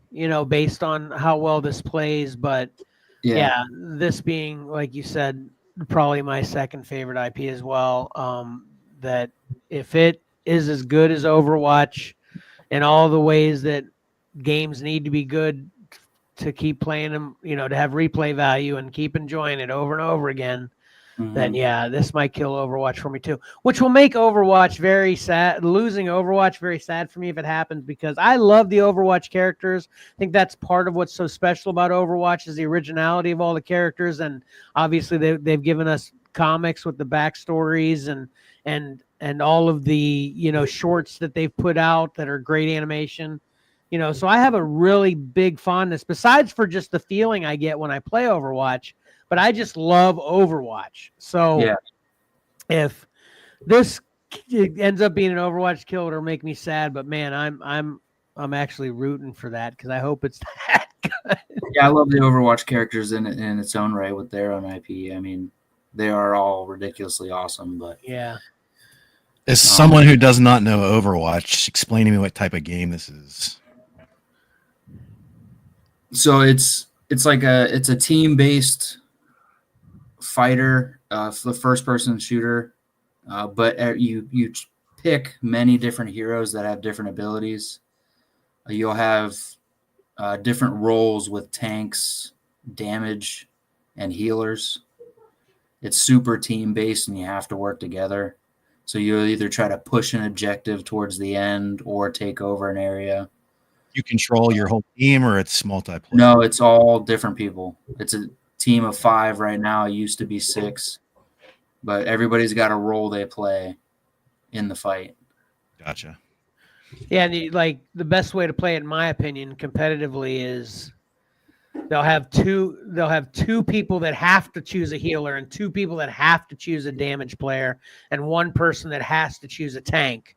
So it's not like you got a bunch of healers running around or a bunch of deep damage players running around. You gotta mix. They force you to mix the team in its most, effective way. Which, there's 30. I think there's 32 different Overwatch characters now, and there's 10 of them are healers and 10 of them are, 12. Well, probably actually 20, something like that for our DPS damage, and then 8 of them are tanks. So the possibilities are so broad as to the team you could end up with. That's what makes each game special. You don't know how, aside from the skill of the players themselves, because they try to, of course, match up character players that have similar abilities, so it's not a runaway every time. So then it comes down to character choices is a big part of it. And man, it's a different game every single time I play. That's why, I can't get off it when I get on it. I mean, it's hours and hours of different scenarios. And what's really cool, in my opinion, about Overwatch 2 is they have the characters talk to each other based on the characters you pick. And then they help each other, even at I won't even be looking at a character, but if I'm one character that I notice, my character, not me personally, notices something going on between someone else, my character will call out to that character, hey, Reinhardt behind you, stuff like that. It's so thematic and narrative too, as well. It's so great, Are you in a big open map or a confined arena, or? It's got 8 different types of maps. Yeah, some are more open, some of them are more straightforward down alleys or what have you. Yeah, so it's basically an open world. I mean, it is a confined space. You can't just go anywhere, but it is an area it keeps you in. But in that area, there's plenty of places to go, you know? Gotcha. And basically sometimes they'll always give you a reason that everyone's got to come together and fight, though. Like Ty started to mention, once you have a payload where a truck is moving, and the only way the truck moves is if you're at it. And then the enemy knows they got to get you off of the payload to stop it, because if you don't get it to the end, by the time runs out, you lose. Or then they'll have like a King of the Hill where there's a point that whoever's here the longest wins. So everybody's fighting that area. So there's always a reason in the scenarios and the maps to give you a reason to come together and fight, you know? Okay. Yeah. Very cool. One cool thing about Rivals that's a little different is team up abilities. Oh, like, yeah. obviously in Overwatch, you can coordinate to make them work.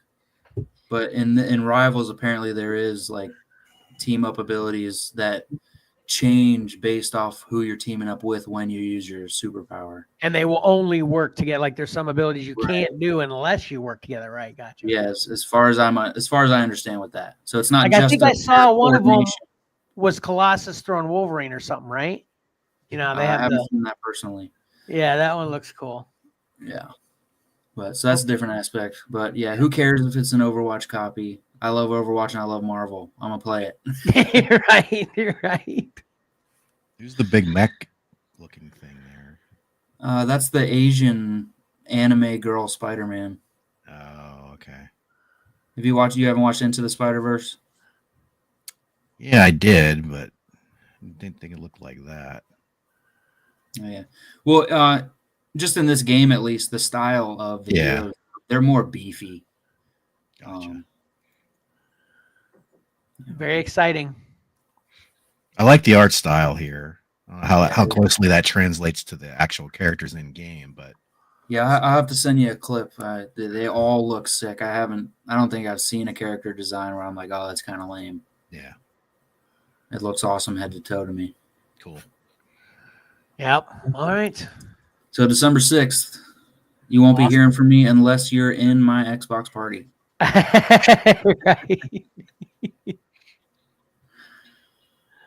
All right, and then that is it. That is it for the first Video Game Barrage. Nice job. Bring Legacy Control.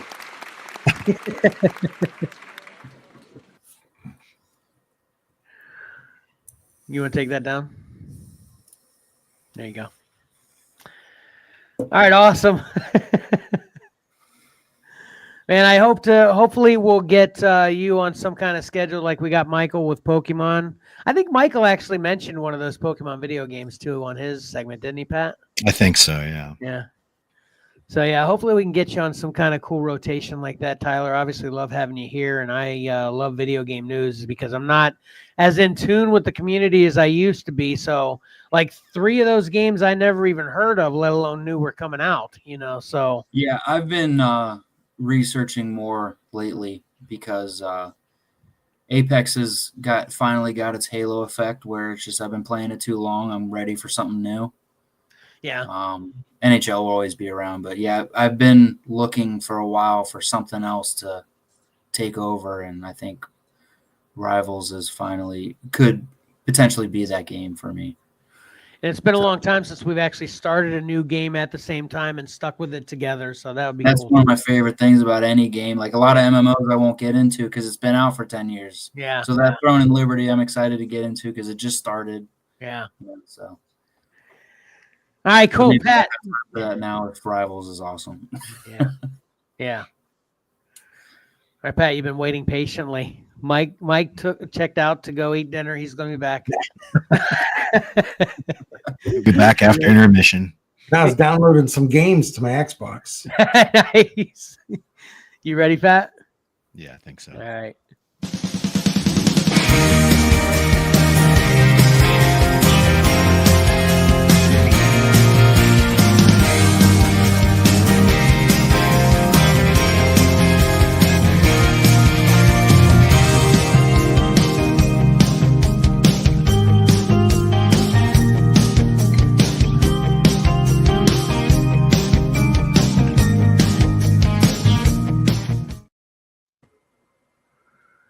All right. This again. Wait, that was my segment. It's got me on that. I have to be so quick to switch over. Sorry. Oh, right. It's funny because last night when I was putting stuff in it, it wasn't acting that way, but oh well. Okay, this is a funny week. There's not much, which works out well since we had the video game barrage segment. We're gonna start with something just because of Mike. He posted something, and I figured I'd spotlight it and show a little bit more, just because Mike commented that they're doing a good job, and that's Super 7's reaction line. And we talked about they're just doing a great job. They have the license, so they're making the best of it. They've released a ton of these figures, and they just keep on pushing them out. And this is an homage to Remco's Godzilla model from back in the 60s, 70s. Here in reaction form. These reaction figures are all going to run you around $20 retail. So, like I said, this is, I think, I know I've seen him on store shelves. He's not on your horizon. He's already here. As is the skeleton version of Godzilla. I saw him as well. That's great. After the Oxygen Destroyer took its toll. That's awesome. But the reason why I was showing these is because of what Mike spotlighted. That's the victory celebration Godzilla. Ah, nice. From Destroy All Monsters and memes everywhere. Yeah. Nice. And he can actually. That's can great. stand in the Whoever, sorry, Pat, whoever decided to do that as a figure, they give him a raise. He can be displayed so fully supported on his tail, just as shown here. So that's pretty cool. Quickly, since these are next on my little list here, anybody, Tyler, you're way too old. I'm trying to think of somebody who had, well, Mike, you probably might be familiar with these. The superhero mashers. Do you remember those? And they had Star Wars mashers as well. They were combinable figures. You could take them apart and reassemble them. I'd have to see one. Well, I'll show you. They are coming back under a new name. They're called Mix Mashers now. Oh, so, yep. So we had Captain America. Yeah. Whatever Marcus had. Yeah. Yeah, all kinds of them. Yep. Star Wars, Marvel. So they're trying to bring them out again under a slightly different name. You can swap figures and make different combinations of figures, so forth. That's pretty cool. Is it? Well, I think years old. Yes, exactly. What'd you say? So yeah, if you're actually 9, like I think this is a great kid's toy. This is Okay. wouldn't be something All right, that I'd fair. be playing with. Yeah, fair. Okay. Yeah, I'm kind of glad to see him come back around because I know my son liked them when he was younger. So, and I think they're well done. I think they're neat sculpts and pretty neat concept where you can swap them around. So there's that. Yeah, hopefully they're pretty proportional, figure wide to where it doesn't look odd if you have like one smaller arm and a different character on another chest or something like that. Well, I don't know about that. No guarantees there. I think they kind of all use the same proportions, and you can get some really wacky looks going on. They don't look quite right. Like the Wookiee parts are probably the same exact size as the Boba Fett parts. That's what I'm saying. They should be. Hopefully they are proportional. Yeah. Okay. Yeah, I get what you're saying now. A quick little Marvel Legends hit, and that's this. I think this was actually announced before the last show we did, and that's Dark Avengers Warbird, which is weird because her name wasn't really Warbird. It was Ms. Marvel. It was Moonstone in disguise. But Sorry, Pat. I was chewing something real quick. I had a question about the. Can you go back real quick? Yeah. Look in the top right corner of the packaging. What's up with that? One's got the Chewie's got Boba Fett and the.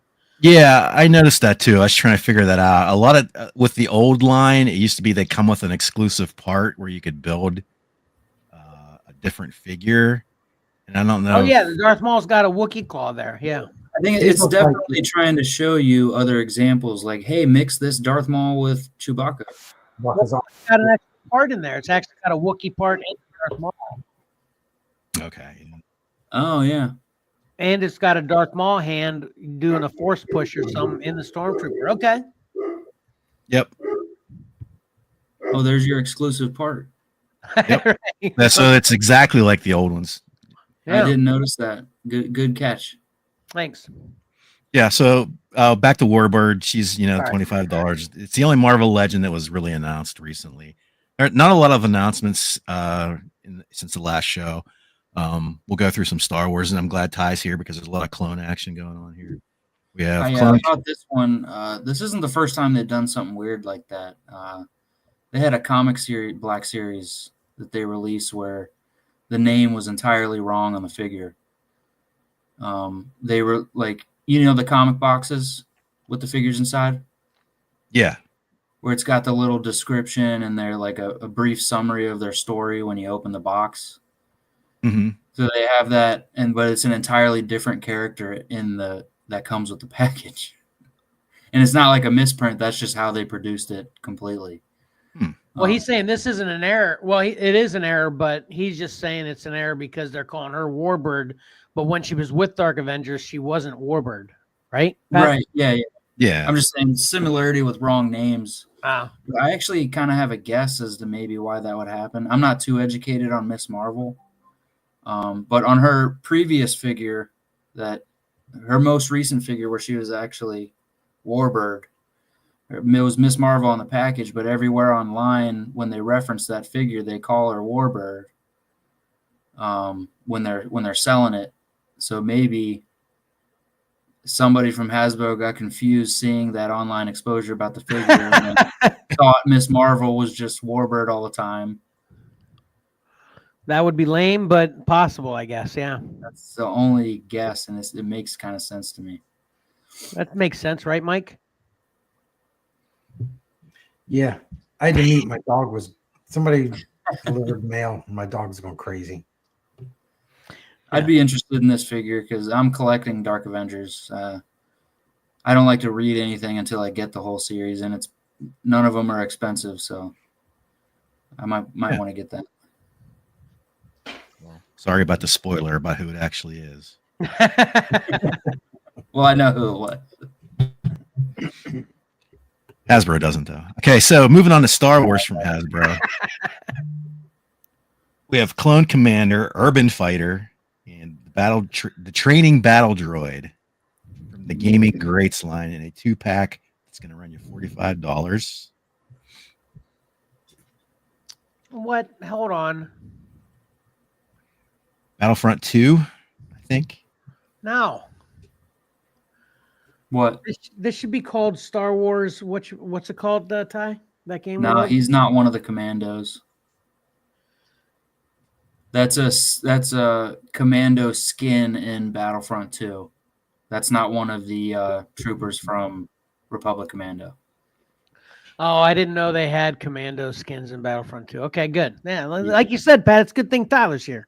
Exactly. Yeah, I have the 4 figures of Delta Squad from Republic Commando. And yeah, this is a Battlefront 2 design. Interesting. Okay. All right, and then we have Dagan Jarrah and BX Battle Droid Hybrid from Jedi Survivor. Well, checks out. Yep. Yeah, very awesome. One crappy part about this release, Dagan Jarrah, he's awesome in the video game, the Jedi Survivor.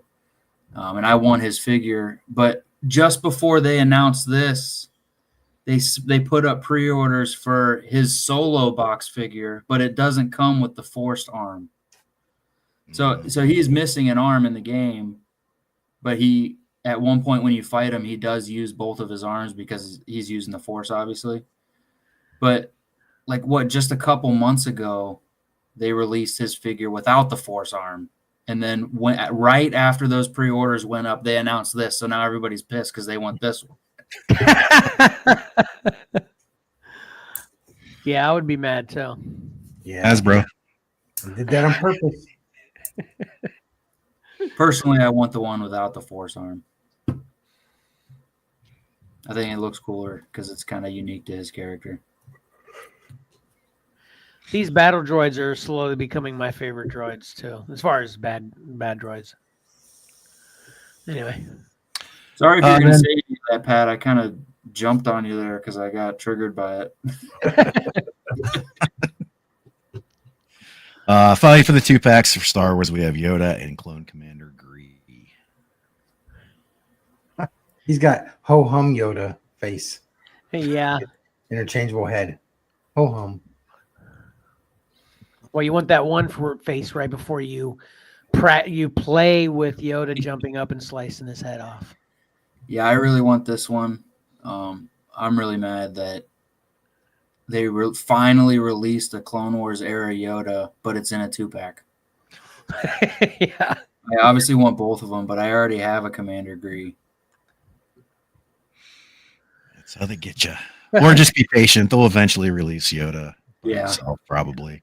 Probably right after I pre-order it. Exactly. Next up from Star Wars Hasbro, the Black Series, we have the whole skeleton crew. We'll run through them quickly here. Fern.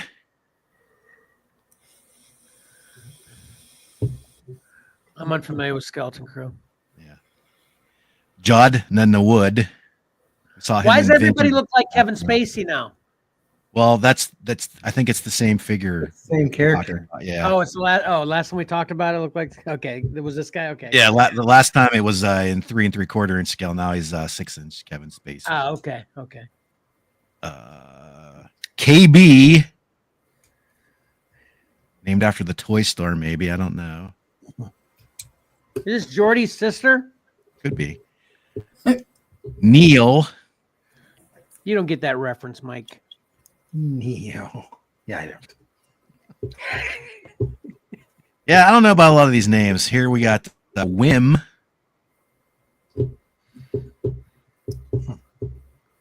He does things on a whim. Exactly. But finally, I saved the best for last. We have Space Pirate Captain Brutus. He looks pretty cool. Yeah. See, he's a wolf man. Yeah, I was getting ready to say. This happens on our show all the time. It's like every single segment has a reference to the same type thing. He looks cool though. Yeah. I foresee Captain Brutus never to be found on store shelves, and the rest of them, you'll see him at Ollie's 10 years Everywhere. Yeah. Is Skeleton Crew even out yet? No. When's it come out? I think next month. I don't like when they release the figures before a show, like especially with new stuff. I don't know much about Skeleton Crew. I've heard of it before. I don't really have any interest, but I'd like the chance to, like a character first before I have the opportunity to buy it. I totally understand that. I think we've talked about it before, and I think where I land is, I think kind of something you may have referenced, Pat, is when I don't mind it unless they spoil something with their release of it, Yeah, that's happened recently. Yeah, with Captain America, right? Brave New World, right? Well, yeah, if you hadn't seen the trailers, for sure. Oh, they released a Red Hulk figure or something? Yeah. But what? Oh, no sense in watching it now. All right. Next up, I don't know if you guys remember we talking about Mythic Legions. That's the 4 Horsemen line, and they have other lines too. But this is a really cool figure, so I thought I'd spotlight him. Mythic Legions, Leodicius. He's pretty cool. Yeah, that's cool. He is an oversized Mythic Legions figure. He's clocking in at 9 inches tall. He's in the 6 inch scale, but he's 9 inch. He's a 9 inch figure because he's a big oversized guy. There he is with this big mallet there. That's awesome. Yeah, that's great. Just for you, Kevin. There we got. Thank you. I was just getting ready to ask. That looks awesome. And there's his swap out parts. He's got a couple different face plates. Those are great. The cooler this gets, the more my wallet I know is going to hurt when you say how much it costs. Yeah, the Four Horsemen stuff, Mythic Legion stuff is pricey. You're looking at an oversized figure here, so any guesses? 70. 60? 45. 80. 80. Of I course. wish it was 45. I'd probably buy it right now. Yeah, if it was 45, I would think that was reasonable. Yeah. But yeah, I just saw them. I thought they do. I mean, the Four Horsemen are the Four Horsemen. You know, going back to they worked for McFarlane in the early days, and they broke off. They've always been known for their great sculpting, and the figures look so awesome, but it's just so niche and so expensive that I just never even was tempted to. Well, I was tempted, but I never went down the road of buying their product. So. Do you ever find these are cheaper in the aftermarket? I never even see them, honestly. I think you can probably find them at certain comic shops that order them, but that's probably about the only place you're gonna. Well, specialty toy shops too, but how many of those are you going to? Yeah, and those are usually marked up. So yeah. Yeah. Speaking of specialty toy stores, there's a Toyland that just opened November 4th in my area. Super excited to go. I knew about the opening like a month before, I think I posted about it. I couldn't wait to go. I finally went this week and couldn't have been more disappointing. They had millions of Black Series. They had tons of Marvel Legends, Pops, everything, Half of the store was like my type of collectibles. The other half was like actual kid stuff. So it's a great layout of the store and idea, but their execution is abysmal. It actually caused me to leave a review on Google. I don't do that much. They had nothing but peg warmers on their shelves, Black Series, Marvel Legends, DC, Multiverse Wide. Just tons of stuff that nobody can sell online and nobody's buying it. You can see anywhere on Target, Yeah. And like half of the figures they had, you can find them at Ollie's for $5, and they're still selling them for $30 on their shelf. Everything was bad selection, way overpriced. Yeah, they said they do everything MSRP, but they do research enough to where the one or two figures that they had that were nice, they were double the cost of the secondary market. So they know somewhat of the price of things. Sure.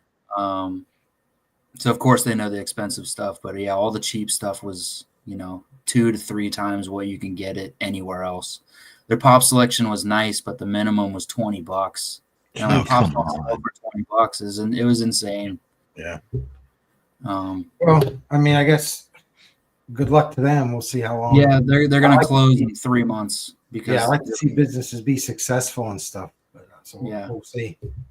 Yeah, he replied to my my review and he said, "We're approaching the holiday season. We'd like you to not be hostile, or we should be nice." And he was fighting back on his prices, but yeah, I said to him again, I wasn't trying to be mean, just being honest.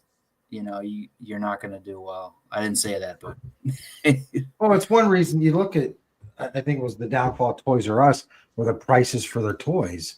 Yeah, you can get a lot of those same toys at Walmart and Target for a fraction of the price, and yeah, part of his argument for higher prices was they're out of print figures and stuff, but that doesn't mean they're valuable.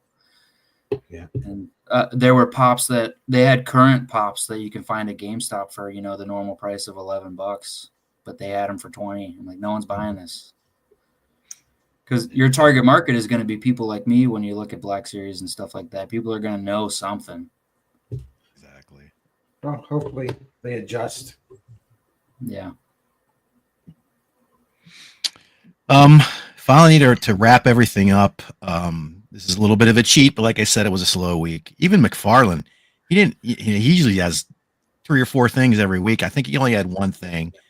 I chose not to spotlight it this week, but so that is the downtown Burbank Green Lantern John Stewart statue, which I thought was pretty awesome. Yeah, I saw that online. Yeah, it was making the rounds in the news this week. It's a 7.5 feet tall, 600-pound statue based on the designs of Jamal Campbell. There he is with some DC luminaries. I think that's Jamal holding the Green Lantern comic. There's Jim Lee there too. I'm not sure about the other fellows. Probably should, because I think this is the shot with the DC people in it. They're actually doing a special edition comic by Jamal Campbell of John Stewart. I don't know. I just thought it was really cool. I thought it was the sculpt is awesome. And I found out, but then I started remembering that I kind of do remember something about this, that he's not the first one they've put up in downtown Burbank.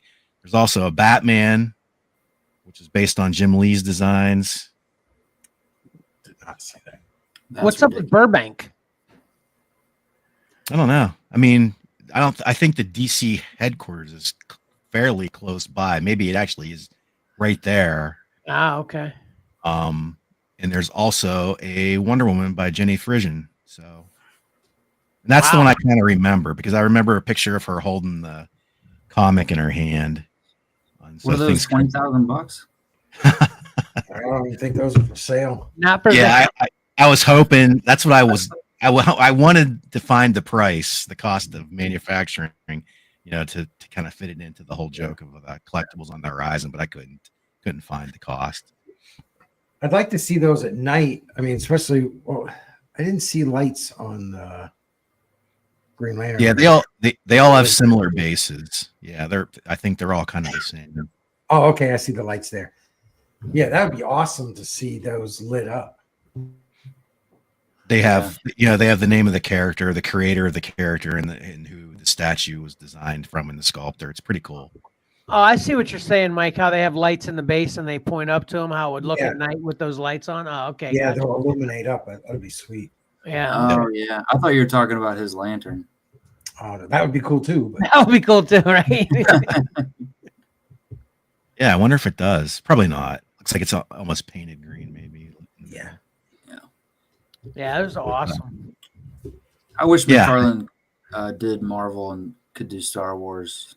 They have the best figures in general.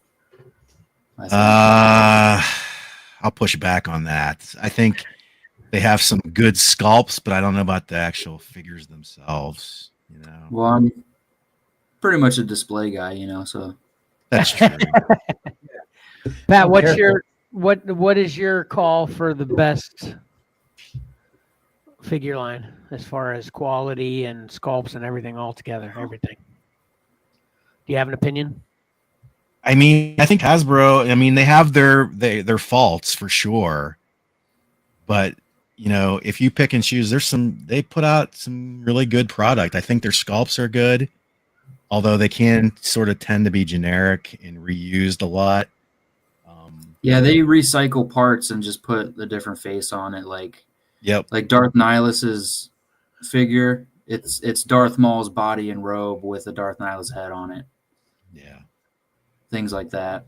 Yeah. And all of the Republic Commandos are just Hunter from Bad Batch's body. That's it.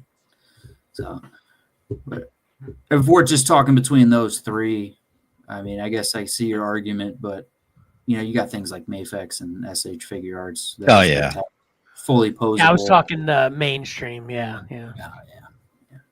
They all have issues generally. Like you can't really kneel them down to look good. You could get them in a knee, but they're like falling over. There's a lot of problem with the feet all around. Sometimes they're hard to stand, or they're not flat at the bottom. But they all generally look good. But they're obviously way better than they were 15, 20 years ago. Yeah, of course. So imagine where they'll be in 15, 20 years from now. Yeah, I fought with my Anakin figure for 10 minutes earlier this week trying to get him to stand. This is pretty annoying. I just buy everything I have a base awesome. now.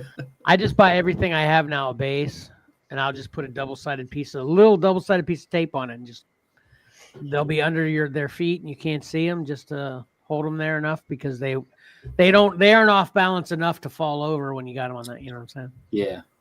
They all have holes in their feet. I don't know why each one doesn't. That's another reason McFarlane's great. All the figures I've ever bought from them, like the DC stuff, they always have a base on them. Yeah, I'm just holding out until they perfect it, and then I'll start buying them. Right. Do you know, Pat, with McFarlane, is it a rights thing? Because they do, like the comic statues they're making right now, like they do have Marvel products. Like, why can't they make Marvel Legends, stuff like that? Yeah, it's exactly it. It's in the license. They can't make articulated figures, but they can make Oh, so they can only static make... action figure. Yeah. Gotcha. But who knows? The license expire. You never know. I actually heard a conversation on another podcast, Reluctant Adult podcast, where they talked about that. Especially when concerning Star Wars. They've done everything. Is it time for somebody different? And they actually mentioned McFarlane to take over and get the Star Wars license. Yeah. I always love the DC figures, so it's just unfortunate for me. I'm not too into DC in general. Yeah. But all of them are awesome, just pose-wise and, their sculpts. Yep. So, someday the license may change and you can buy all those characters all over again.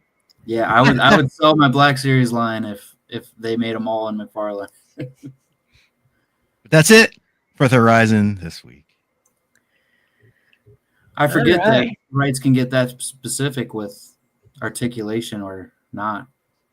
That's just like that's where you run into with Funko Pops. Like the Star Wars and Marvel have to be bobbleheads because of the way they wrote the contract up. Because some other company at the time had a license to do vinyl figures in that scale without bobbleheads. So it's all in the licensing thing. Which drives me crazy because I hate the bobblehead in my pops. Sorry. I said which drives me crazy because I hate the bobbleheads on the pops. Yeah, me too. The only two pops I have that broke are both bobbleheads. Yeah. Well, I one's like not even broke. Huh? I like bobbleheads, but I don't take my pops out of the box anyway, so it's irrelevant to me. Oh. Anyway, that was awesome, though, Pat. And like you said, there couldn't have been a perfect week to have a shorter Horizon. So, great timing. Yep. I'm gonna take most of the fault for this for today because of I should have noticed that our previous preview plan would conflict with the video game barrage and make it a 5-hour day. Plus, when's the last time everybody on the panel watched the same movie together? So that didn't help either. That's true. Yeah, there's been a few things that have come together to be a perfect storm of lengthiness today. But it's been great. So let's get this wrapped up then.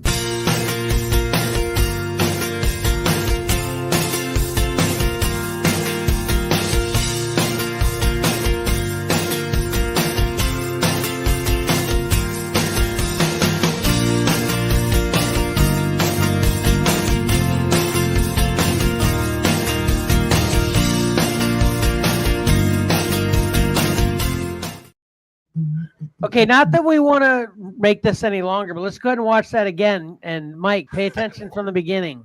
I saw it. Oh, man, I was expecting some kind of smile or something from your monkey blind box. I just wish I had something as cool as that Grim Reaper because mine is not that cool this week. I was trying to simplify, so all I did was put a square on him because that's what you were showing before anyway, But anyway, okay, so let's. What do you got to unwrap today, Mike? I have a Coraline Series 3 magnet. Magnet? Yeah. Let me put that closer up to the camera. I love magnets. So is it flat backed? I don't know. We'll know in a second. Okay. I know. I did take some notes. Awesome. So, one Joker is better than 3. Facts. Hold on. Need a knife I didn't prepare. There we or go. some scissors. I'm still in my sweat, so I don't have my knife with me. All right. Let's see. We've got. Oh, they are flat back. Oh, there we Nice. go. I love those. So this is actually Other Mother, and it's fantastic. I hate Other Mother though, and you forgot to call out which one you wanted. Oh, that's right. I did forget. I always forget that part. Yeah. What would you want? A Coraline probably. I like the Coraline Ghost Story poster, Ah. which is up there in the corner. It's kind of big Oh, square. gotcha. Oh yeah. But, yeah, these are pretty cool. I know Cora's gonna steal this one. That's cool. Very cool. Here we go. And Tyler, just to let you know, for the next time you're on your show, this is a new thing since the last time you were on. I have a mystery bag. I asked you if you did. You said you didn't. I do. All right, let's see it. All right, I have a random office bag Okay. of mini pops. All right, let's see it before you open it. Whoa. What the heck just happened there? It disappeared. I don't know. Wait. Oh, what's that? Tyler's pulling a Doctor Strange. What the heck is happening? When I cover my camera or get too close, I guess it just shows my background. Oh, gotcha. That's awesome. So here's my mystery bag. Okay. It could be any office mini Funko Pop. And who do you hope it is? Who do I hope it is? Somebody that's been to jail. Oh. It's a car. Is That's it Prison weird. Mike? Oh, Prison Mike. Yeah. Oh, Nice. Nice. Yeah, I like it. That's awesome. What's your recap? You got a recap for the day then? Marvel Rivals is going to be great. Okay. Add legacy controls to all shooter games on console. Nice. Just one will do. Going down a list. All right, Pat, what do you got today? Like I said, pretty lame. Going back to the well once again with the DC nanopods. Considering what we talked about today, I'm hoping I get either Batman or Joker, maybe even Green Lantern, since I talked about him too. Okay. We'll see. And Let me get some clarification on your going back to the well. Do you have a box of nanopods? yes, we bought like we bought like a case of them. Oh, okay. Wow. So if it wasn't for the recap unwrap, would you have just opened them all in one sitting and you're intentionally saving them, or do you usually take a while to open the whole case? I can't remember what our thinking was because there was I think there's 12. Yes, there's 12. And it was a case of 24. So Valor and I were hoping to each get a set out of it. Okay. I can't remember what our deal was about opening them. Oh, but that's that deal was what's causing taking it a while to open, and that's just helping us in the unwrap. Right. Got it. Okay. Gotcha. Yeah. All right. Let's see. My recap would be Marvel Studios. Just think, 200 less F-bombs, and you had a perfect 10 smiley faces out of cat. Yes. Yeah. Turn around. Nice. Superman. Oh, it's Superman. I thought it was Joker for a second. Oh, jeez. Okay, Superman. Nice. That's You look cool, like though. a fan. Yeah, that's not bad. I'm happy with that choice. Pick whatever you want to say.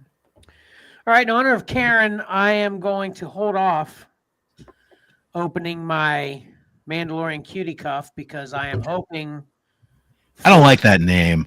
Grogu. So I had Ayla pick a box at Target this week, and she picked Marvel plush danglers. That's just as bad. So they're little plush, on a keychain dangler type thing. Yeah. And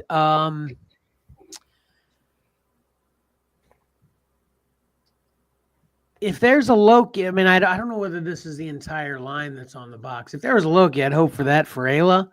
But I'm going to just root for Cap here, of course. I think they usually are for the line on those minifigure prize boxes. They usually always have all 8 or 9 of them on there. Oh, okay. So you're saying that's all that's in this line, probably. That's Okay. definitely all of them. Okay, and then don't sleep on how great some anime can be. See Arcane League of Legends. And yeah, I'm gonna definitely be checking out Marvel Rivals with Ty as well. Let's see what I You got. taking off, or am I waiting for you until like 4? Hey, you give me almost a month's heads up. I'm gonna take it off. I'm gonna tell all my customers now when they talk to me. I'll be like, hey, December 6th, I'm unavailable. This All right. All right. Yeah, it's not a bag of chips, man. You're gonna have to. There you go. Oh, Spider-Gwen. Spider-Gwen. Lexi like that? That's true. I didn't even think of that. That's true. As long as I get someone covered, that's what the best thing is. You remember when I And bought it's one actually of bigger than I thought it would be. That's pretty big. Yeah, Right? Look at that compared to my head, right? So there you go. Sorry, Ty, what were you saying? you remember when I bought one of these mystery bags for Lexi? And I said, "This is your gift, but if you open Venom, I want it." And then she opened Venom. Yeah. I remember. Yeah. And then she did give it to me. And then I bought her another one. Did she tell you what happened to the Daily Bugle? Yeah, she dropped something on it. Yeah, she told me all about it. Yeah. She First just of all, moved it I to don't or know something. whether. Yeah, I don't know whether I mentioned this or not, but she has a buddy from high school that just called her up randomly one day and was like, hey, I got the Lego Daily Bugle. You know, the huge Lego Daily Bugle comes with like 12 minifigs and it's like 2 feet tall. Just randomly gave it to her. Like, what the heck? That is so awesome. But then she had it right beside her closet, and the closet door, it's one of those that you slide open and it's got just held by a little peg at the top and bottom, you know? And the top peg came out and it slammed right into the Daily Bugle and busted into a million pieces. I was like, that's okay, baby. We'll build it. And because part of the pride of having a Lego displayed is saying, well, look what I built, So I told her, I was like, we'll make lemonade out of lemons here, and then we can all say, and then we can say we built it as a family, like at Christmas time when Tyler's down, we'll have, So anyway. All right. Did anybody have anything else they wanted to add to the recap, Tyler? Don't forget to watch the Steelers game on Christmas. Oh, geez. Don't even get me started talking again. Mike? I have one. Tyler did a great job on the first Video Game Barrage, but I got to let everybody know so they're not disappointed when they go back and rewatch it. He did not cover Goat Simulator 3. Yeah. Oh. So, yeah, Goat Simulator. Jeez. Big hit in my household here. Way to go, Tyler. Sorry. You should have mentioned that when his episode was when he was actually doing the segment. That would have been good I'm to know. disappointed in myself. I mean, goats are my favorite animal, so I'm That's not. all. Hear that, Salem? Yeah, that's what I was just curious to say. Don't tell Salem that. Pat, you got any other recapage-ness? I do not. Okay, awesome. That'll do it then. Let's make this quick. Please like, comment, subscribe, and hit that bell to get notifications. We would greatly appreciate it. Please follow Xcellar Comics on Facebook, Instagram, and X.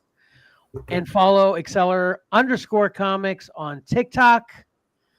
Then check out what we have to offer on eBay at Xcellar_comics. I think I actually projected last week or the last show about some selling stuff, but I'm going to get on it. It just didn't happen in the last 2 weeks. So everybody's patient with me. So I really appreciate it, because then also watch our shows on the Whatnot app. It's definitely inbound, just not as inbound as I thought it would be. And then if you don't want to spend any money, you can help support the show and everything we do and plan to do through Patreon at patreon.com/XcellarComics. And then, of course, watch Cover Combat 10 Blue Chip Edition Round 5 semifinals already this coming Monday, 2 days from now, November 18th at 8 p.m. Eastern Standard Time. That'll be live. And then also I'm going to throw this in. I don't even have a banner for it. Check out our very first solo episode of Previews. Be posting tomorrow at 1 p.m. Eastern Standard Time. Going to try to stay on top of getting a previews out every month now so we can help you all decide what you want to spend your hard-earned cash on. And, it's a lot of fun, so check that out. And then lastly, come join us for our next regular live stream on YouTube, Instagram, or Facebook on Saturday, November 30th at 8:30 a.m. Eastern Standard Time, the weekend after Thanksgiving. So that was really cool. Pat had that gobbler pick. And I wasn't even thinking that forward, that we aren't going to see everybody again until after Thanksgiving. So, right? Except for Monday, but yep. Well, I mean, regular live stream people, so. Everybody will see us 3 times before Thanksgiving. Tomorrow, Monday, and then the following Monday. A lot of great Xcellar comics and collectibles content to enjoy, right, Ty? Yep. All right, cool. Anything else? Anybody? Tyler, Mike, Pat? Nope. All right, cool. Thank you so much for sticking with us so long. We really appreciate people hanging out with us and checking out our especially longer videos. And until next time, don't forget, appreciating great art is a lot of fun. Wait, no, it is awesome. And You don't have this down yet? appreciating great art is awesome, but reading a story is also a lot of fun. So why not pick up a comic book and do both? Xcellar out.